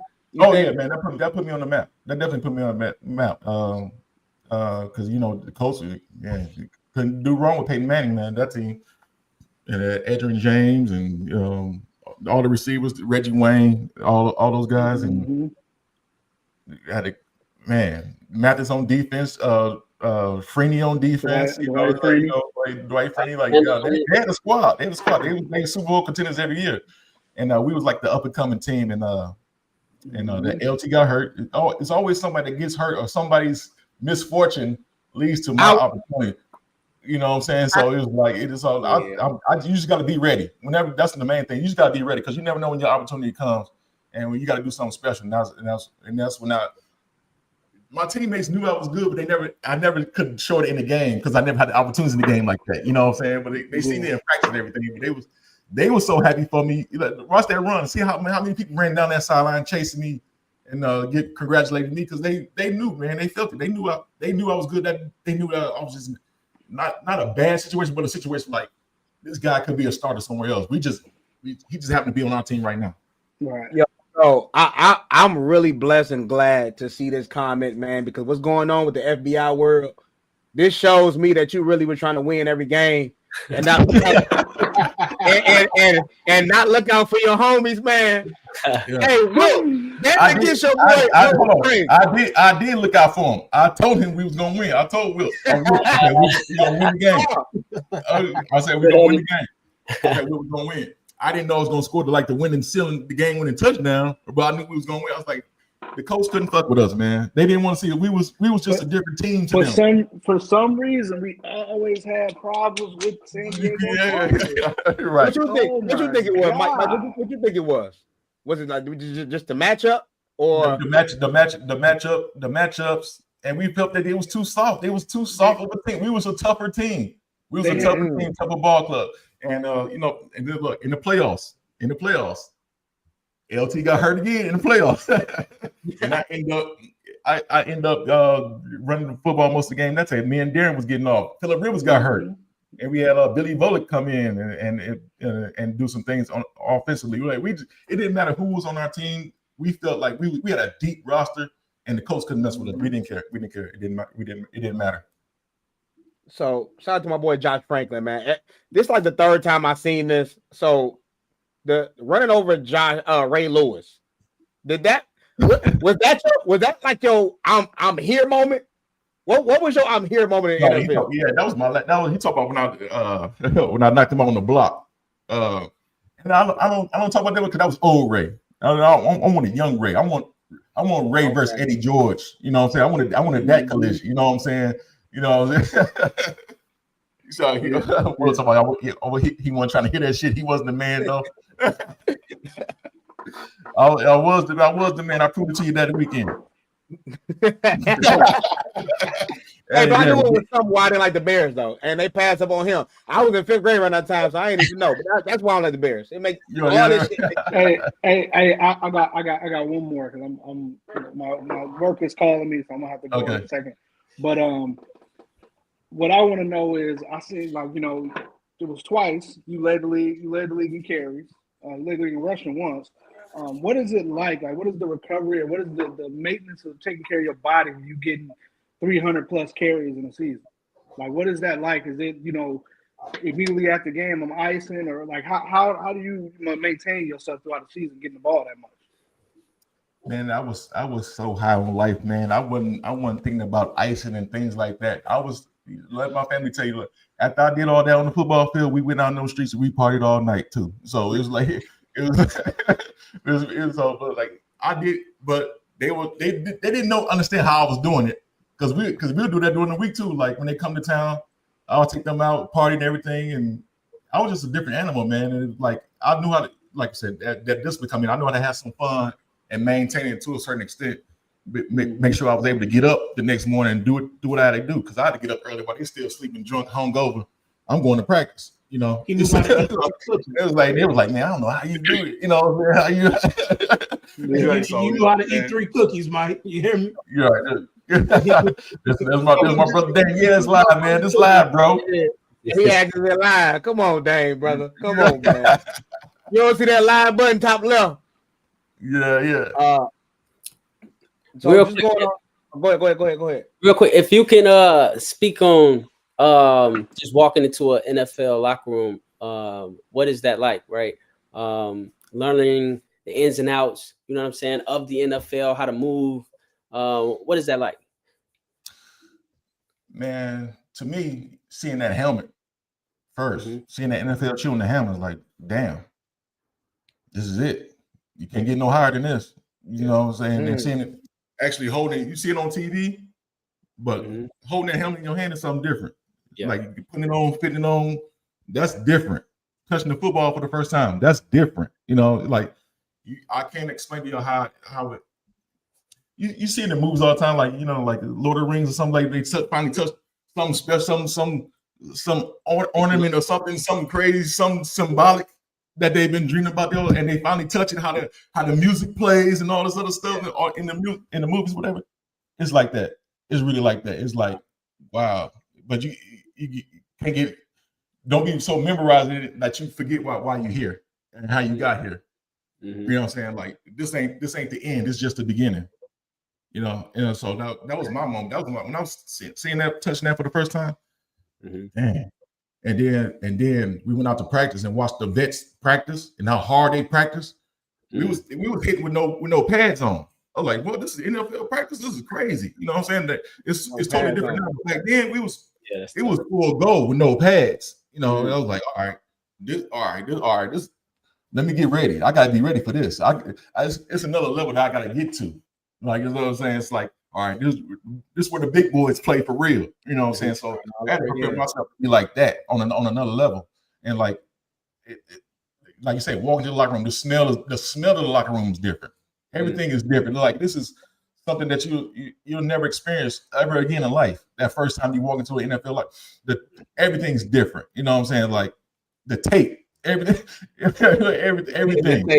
How we getting fed. It's like level, man, this is like first class. Like, it's like, you know what I'm saying? Like, all right.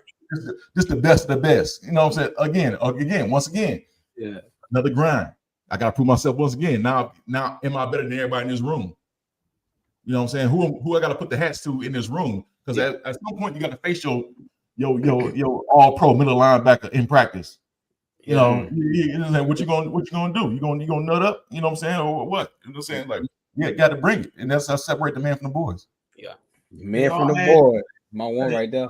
And Mike, this is a perfect time for me to ask Aaron what my hue is. It looked green to me, King. My hue is gold, Aaron, and I know it's green because my back wall is a bit off, but it's gold, and it's a reason why it's gold. Because basically, what Mike T was saying is you have to have an aura about yourself when you walking through them doors.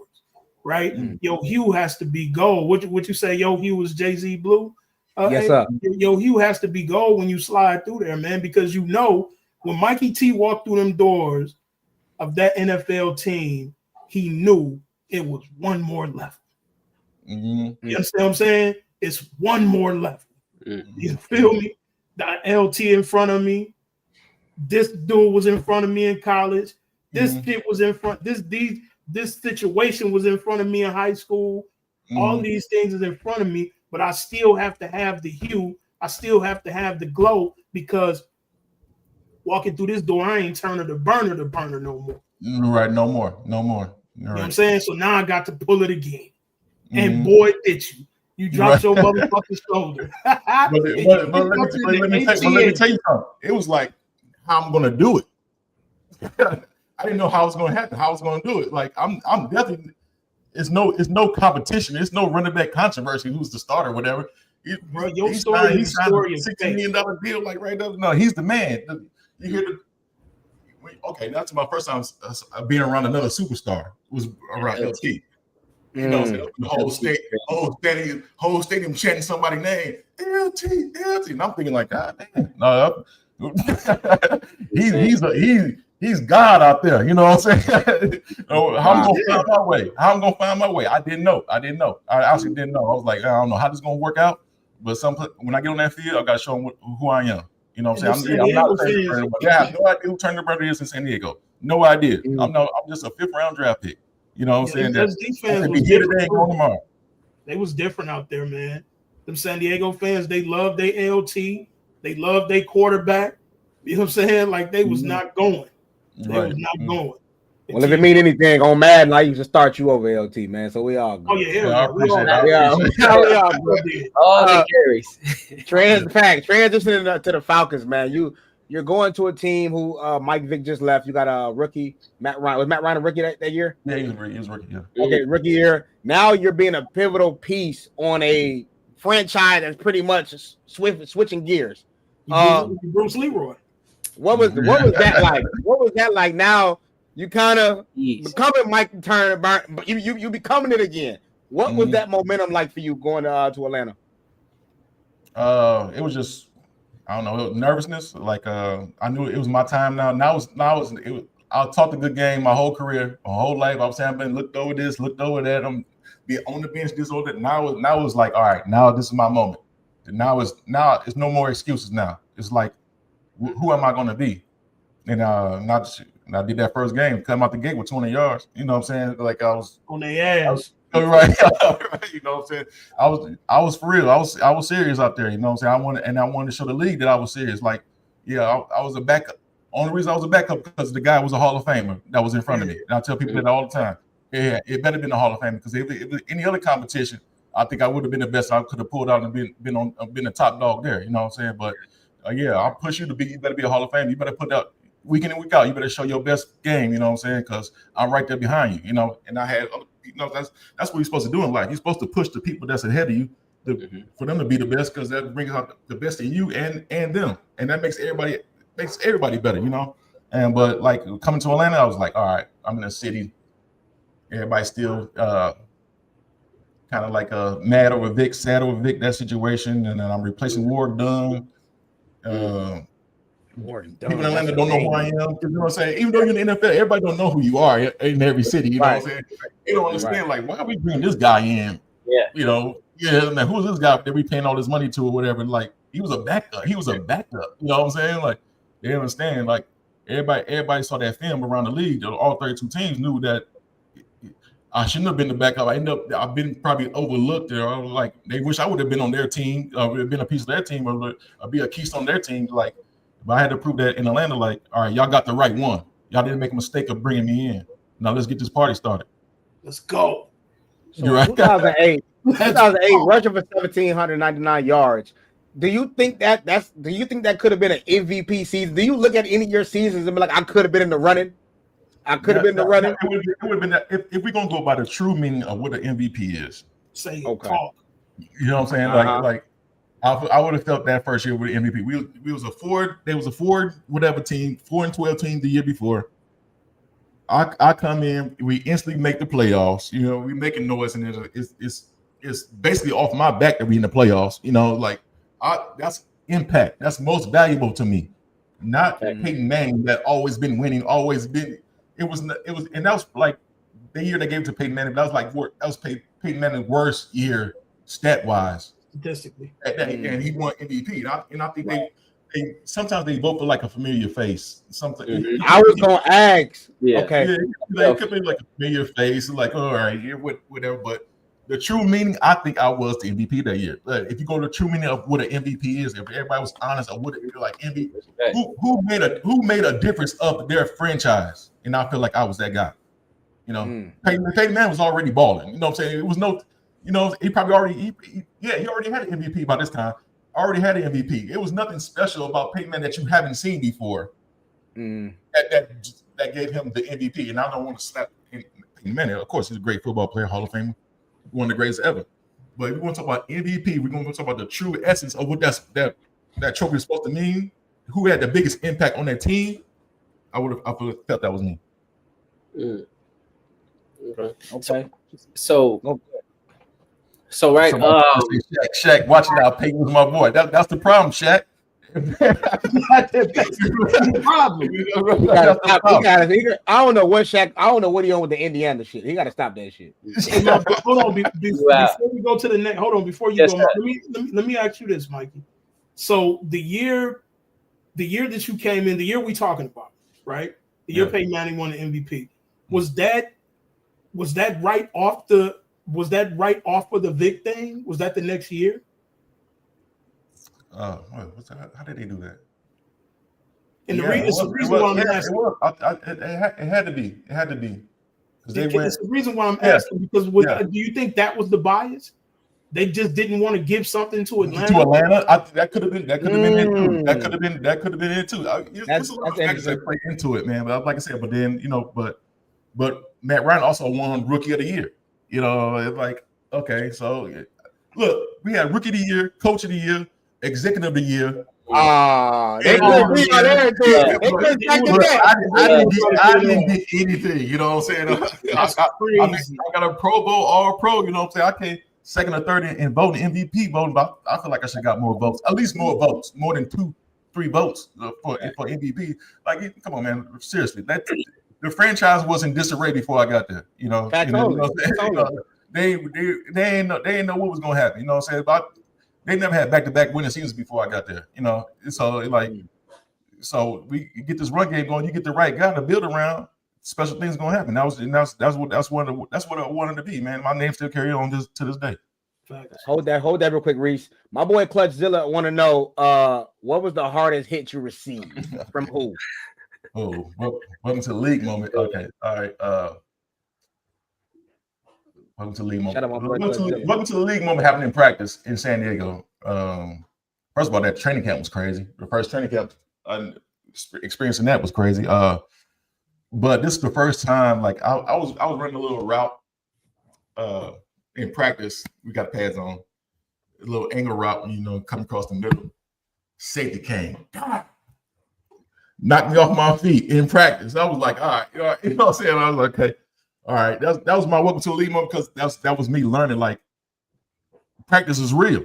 This is practice. I'm getting hit like this. You know what I'm saying? All right, that's when I was like, okay, all right. He got his little lick in. But ain't nobody try me no more after that, because after that I was like I said, ducking that shoulder, running through folks, and then I had to earn my respect. You know, I had to earn my respect in the locker room first before I can go out there and talk about all this and all that. You know, and also who hit me the hard ghosting. Nobody hit me. Nobody hit me hard. I was getting gang tackles. Nobody got a clean shot hit on me like that. That it was like, oh my God, what number was that? You know what I'm saying? No, I was out there bringing the pain to them boys. I think they was more worried about me than me worried about them hitting me. You know what I'm saying? But this game in San Francisco that was playing again, it was at home against San Francisco. In the first play of the game, I caught a little swing route on the sideline, and I was running down the sideline, and the safety ghosting was coming up towards me, and he's full speed running fast as hell. And I'm thinking, like everybody else, all DBs, he's gonna go at my knees. He's gonna hit me low. So closer as you get, I'm like, all right, when is he gonna go at my knees? I'm ready to jump over him and go to the house. And it's like, wait a minute, he's really not gonna die for my knees. He's about to go up top. And by the time I realized that, it was too late for me to lower my shoulder, and he got all up under me. Boom, clean. I was on the sideline. I slid all the way under the bench. Damn. Slide under the turf. And it was like, I know it looked nasty on tape, but I was laughing at the time, because I know, like, oh, this is gonna look bad. This is gonna look like he just destroyed me. The group chat finna be crazy. Right. Even though it was like, they still talk about it to this day, you know, my family and stuff, but it was more of a surprise that he really tried me like that. More so than he hit me hard in this. It was like, all right, he hit me and knocked me out. You know, he said that word from Lake Forest. Like, you're right. But no, that was one of those moments, man. It was like an embarrassing moment. It was a funny moment. Like, all right, somebody got me. You know what I'm saying? Yeah. Okay. Everybody went those moments with me getting right. Yeah, I don't know what the chat on right now, Joe. I don't know what the chat on. They love those moments. They love to see somebody finally hit me. You know what I'm saying? Right. So Wilton was talking about, my fault, Reese. I got you at this. My fault. I know you had one. He said, tell you about that song Jay-Z put you on in. The Jeezys.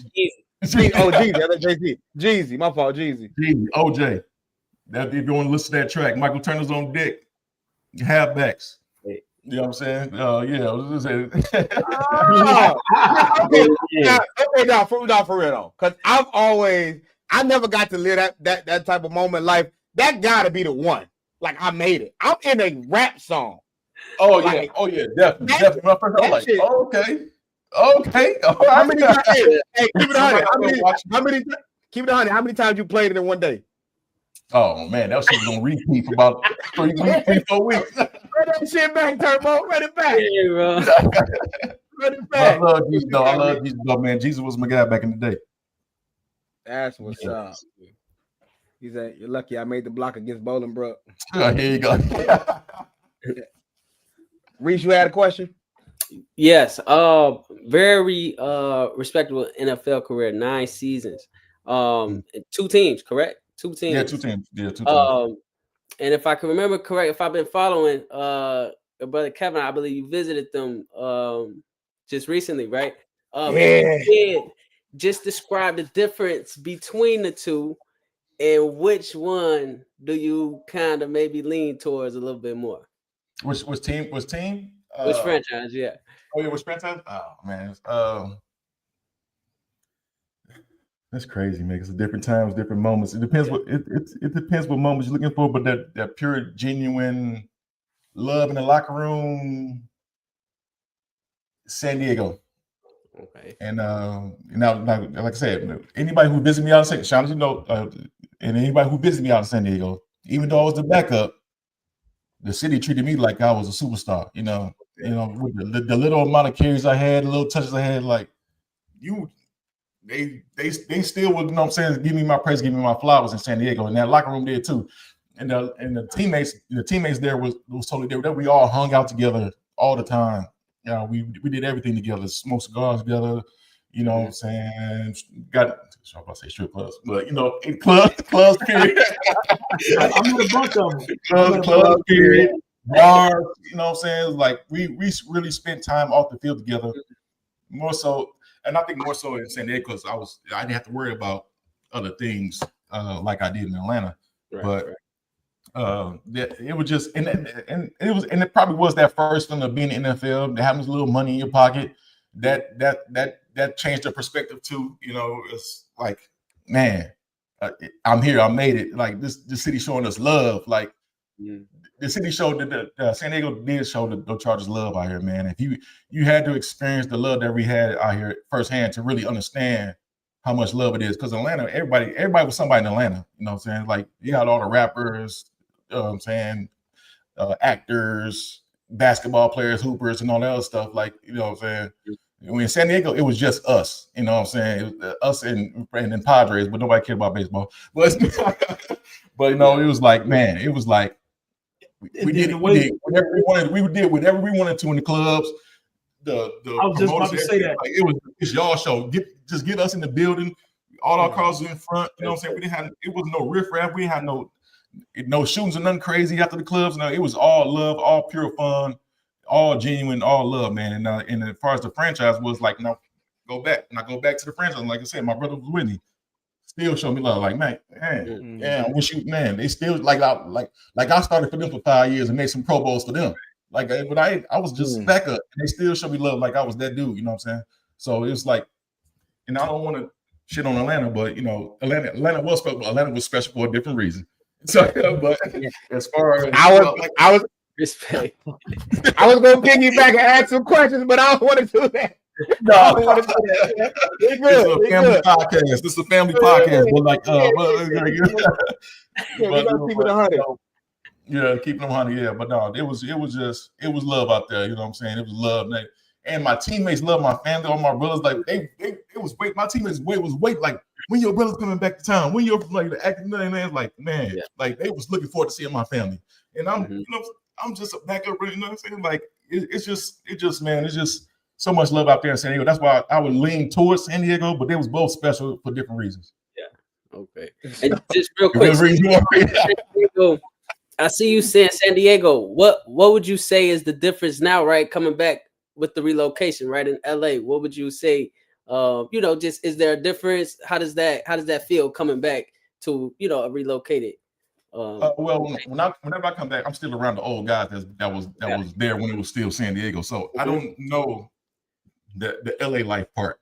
Right. Only LA life part I know is when we was in San Diego, we'll take the limo to LA and party out there and try to make it over back to practice. And you know what I'm saying, for the next day. So like that was the only taste of LA life that I had as far as dealing with people outside of San Diego.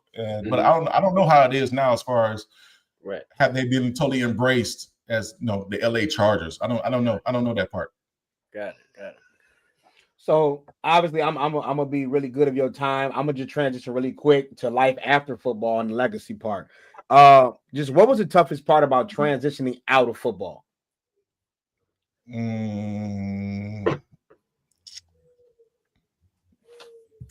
Probably just come to understand to let it go. because some people get caught up in like can't let it go, can't get over it, can't get over like career's over. You know what I'm saying? It's like you don't play football anymore. You can't do it. You know, And everybody's career ends differently. Some people it comes from an injury, some just comes from contract. Some everybody has a reason why it's over, but it's hard to let go of that life, man, because it is a different life. It's a different lifestyle that comes with it, different expectations, and some of it's like people just don't know what to do with their life afterwards, and like because you get too much time in hand. You've been on a structured system for so long, your whole life, and then all of a sudden it's over, and it's over like that. There's no warning. That's the hardest. There's no warning that it's over.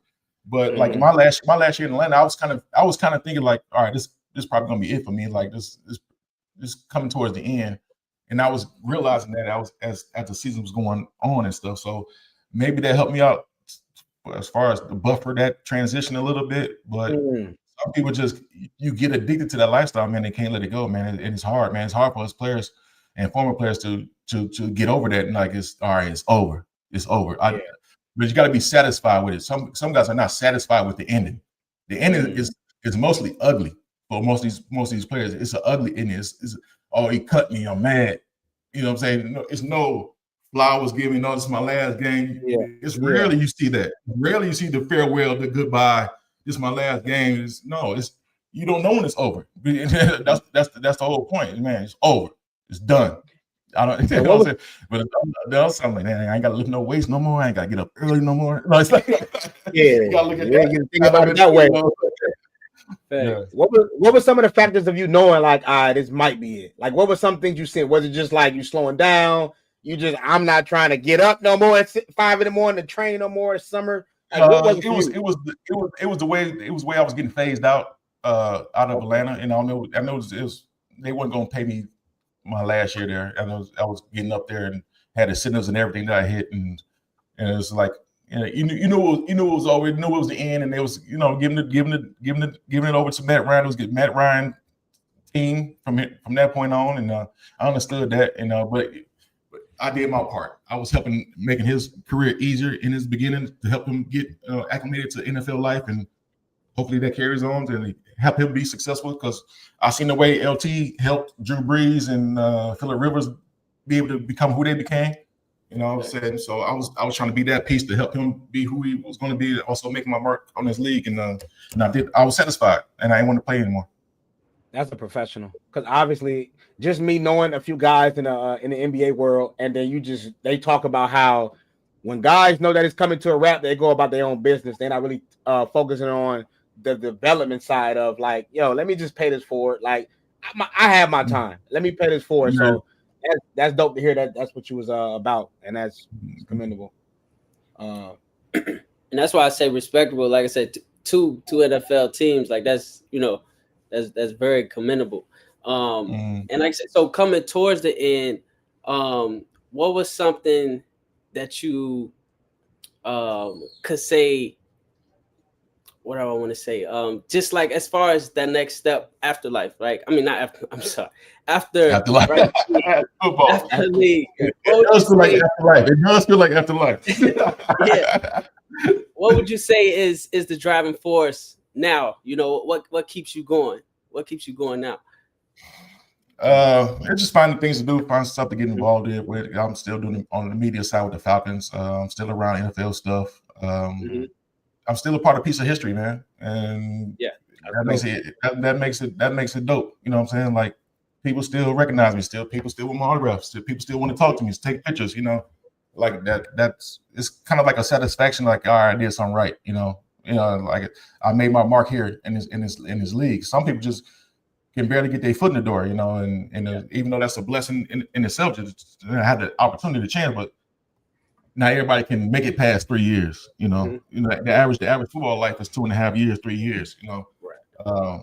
Back when I was playing, so I don't know what it is now, but it's a rotating door, man. It's like guys are in and out. It's so many faces that you see outside that locker room. People think just like you got this core of guys and it's always the same. No, it's 53 guys. And it's a different team every year. And it's week to week.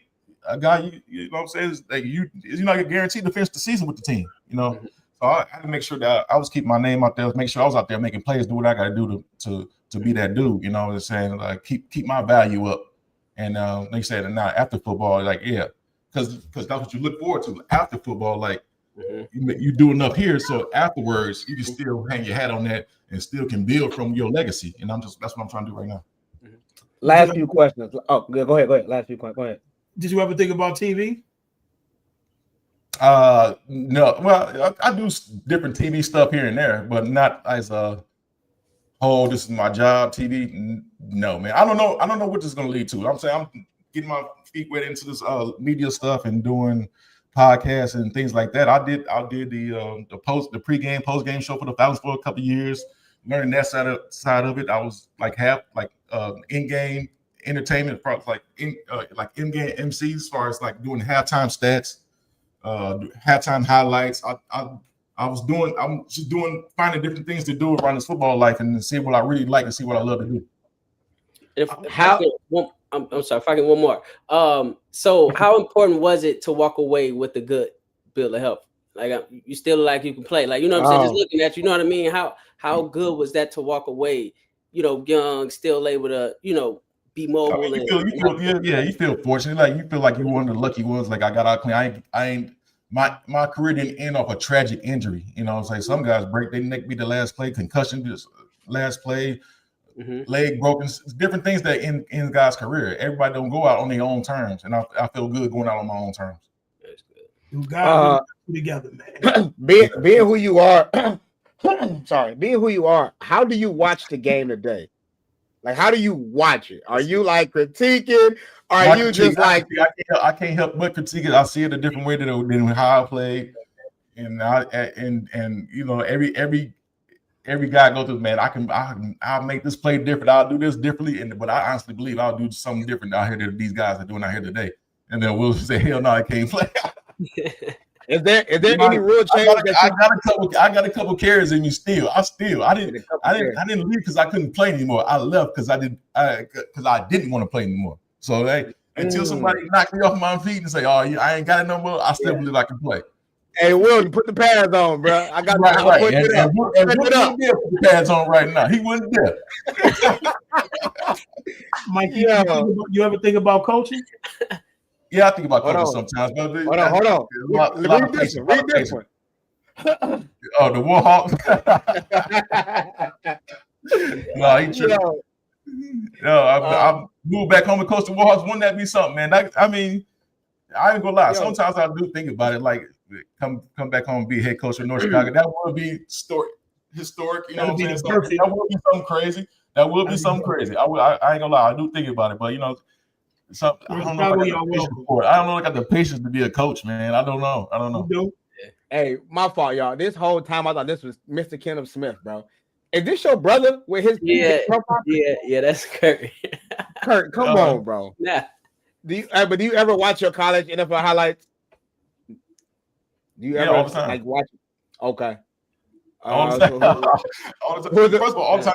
I can't because somebody's always going to send me a clip or something like, man, you know what I'm saying? Like, you know what I'm saying? Everybody's going to send you something, so you can't help but to see your own highlights. And like I said, I'm around the Falcons, and they bring me back to show me my highlights. You know what I'm saying? I was back there for the Redskins, the Commanders game. They hope they don't flag us. You're right. The Commanders game. Like they brought me in just to be the legend spotlight of, you know what I'm saying, of the game, and they put my highlights on the big screen and everything. So I'm always gonna see my highlights, man. My highlights gonna live forever. You know. Yeah. I got two questions in it. So this one is like this person, Dwayne is asking who's the best player you ever played with, and I want to know who are some of your favorite teammates. I know you can't name them all, so if y'all see this ain't what it's about. I just want to know a few of them.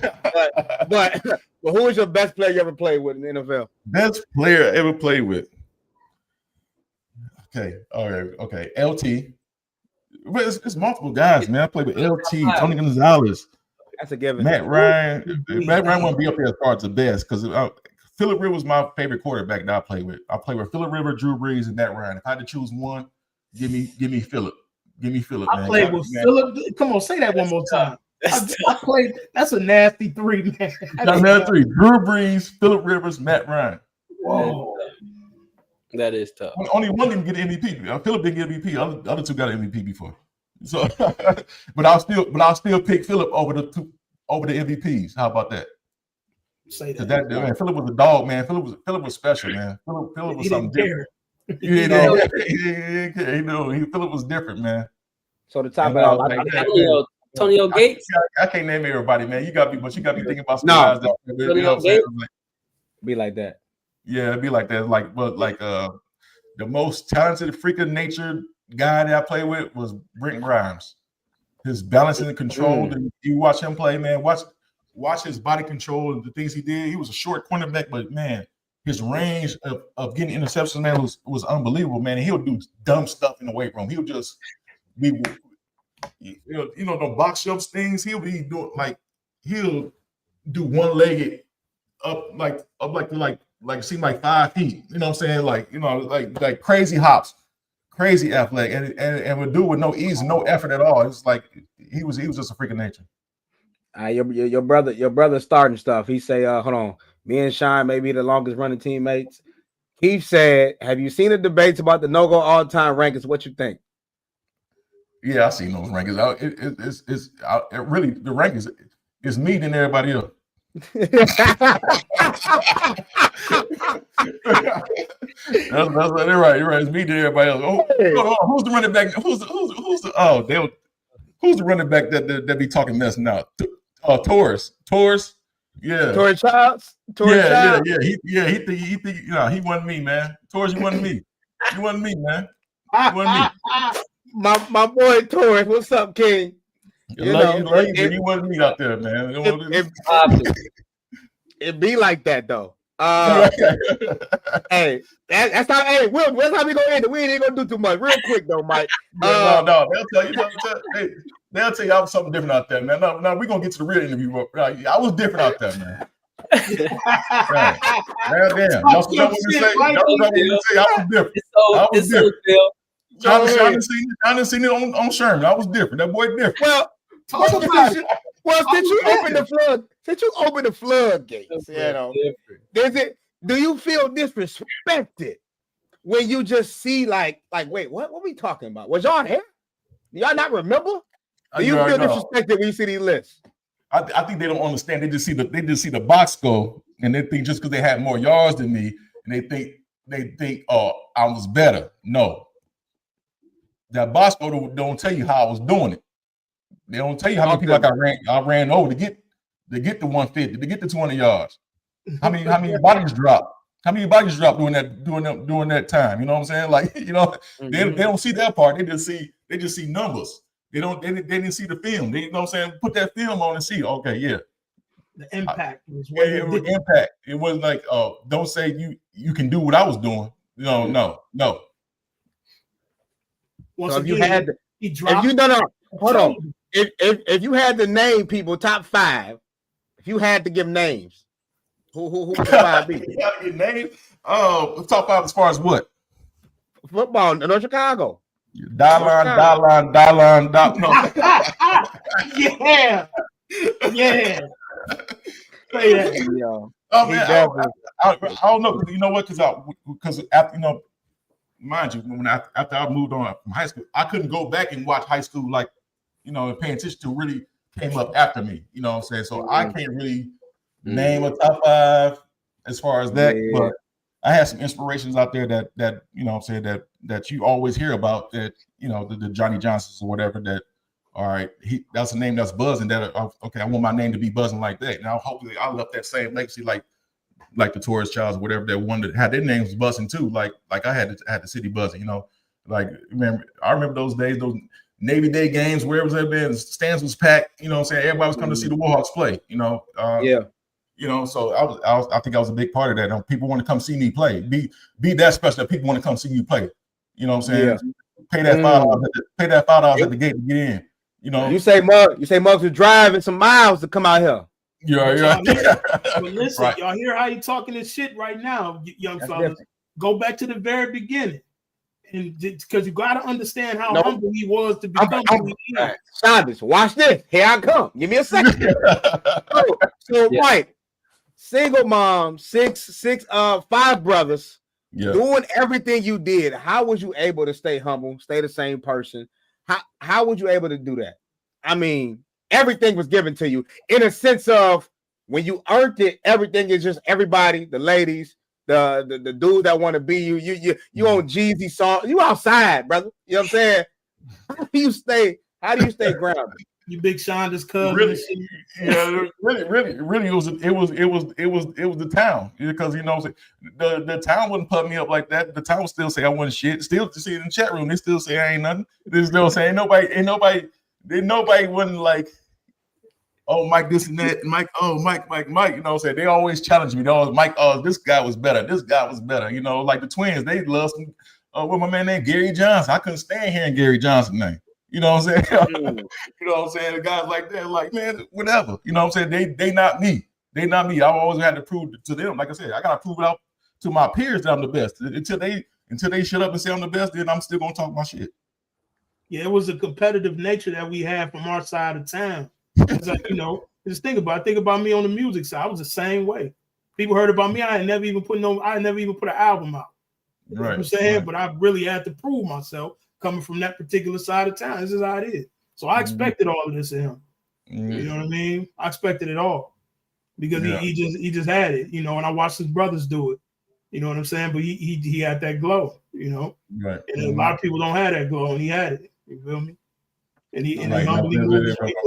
Mama did stay out of business, stay out of football business too. Like, hold on, yeah. First of all, hold on. My mama didn't think we was good. Let's go back to the Flames. First year of Flames, where my God, we was putting up numbers. Me, Kevin Key was putting up numbers in Flames, and it was awards night, and we were driving to the awards, and my mama like, knowing that seeing what we was doing, like, don't expect nothing out of this awards thing, like.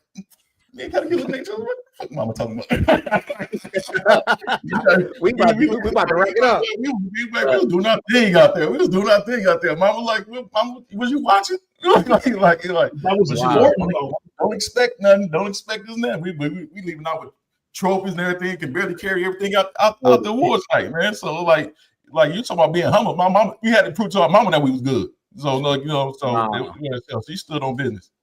Shout out to Mama Turner, y'all. What Mama talking about? I felt that. Wasn't straight Saturdays, 1 p.m. No, that's love, man. Obviously, this being an Upstanding Gentlemen podcast. My last question for you is, what does being an upstanding gentleman mean to you?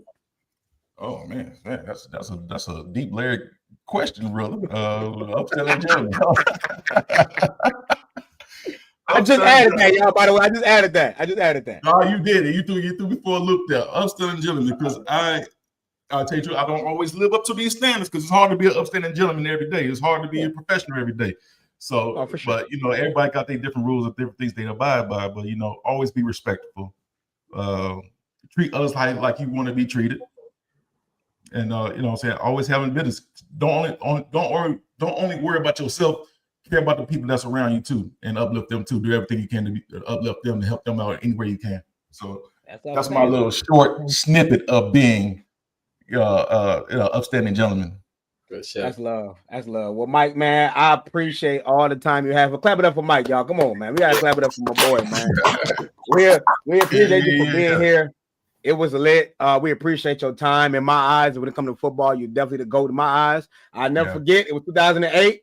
I think they did a ceremony for you against Zion. They roped off that front, and that was the first time I seen Mike Turner. I said, wait, which one is he? You know what I'm saying? Right? That's love. That's love. Appreciate it. Appreciate the love, fellas. No, keep it going, man, and hopefully we can tap in soon. I need some of them tickets. I get out there when I get out there, So, holla at you, man. Hey, bro, you'll get that red copy when you come out here, Aaron. Hold on, let me say this. The only professional football game I've ever been to was a Charger game. And it was a Charger that you gave me and Wes tickets. You didn't play because the coach didn't play rookies in playoffs. Yeah. Oh, yeah. He did. Yeah. Marty Schottenheimer, that was his rule. That was his rule. You know what I mean? He didn't play rookies in playoffs and things like that. I'm like, damn, Marty, damn. Like he didn't want to play rookies period unless he had to. He was all about vets. He was all about vets. That was a great memory for me. So I wanted to thank you for that, brother, because I've never been to another football game ever, and I don't care if I don't go to another one ever again. Oh man, I wish we came to Atlanta. It would have been something. It would have been something different when we came to Atlanta too. Oh, trust me. I know. Hey, some guys need to stay home. Like we'll say, Aaron, stay home. Aaron, don't go to Atlanta. He said, don't go to Atlanta, man. Stay home. I never been to a football game. I can't go watch football. What that mean? There you go. That's football.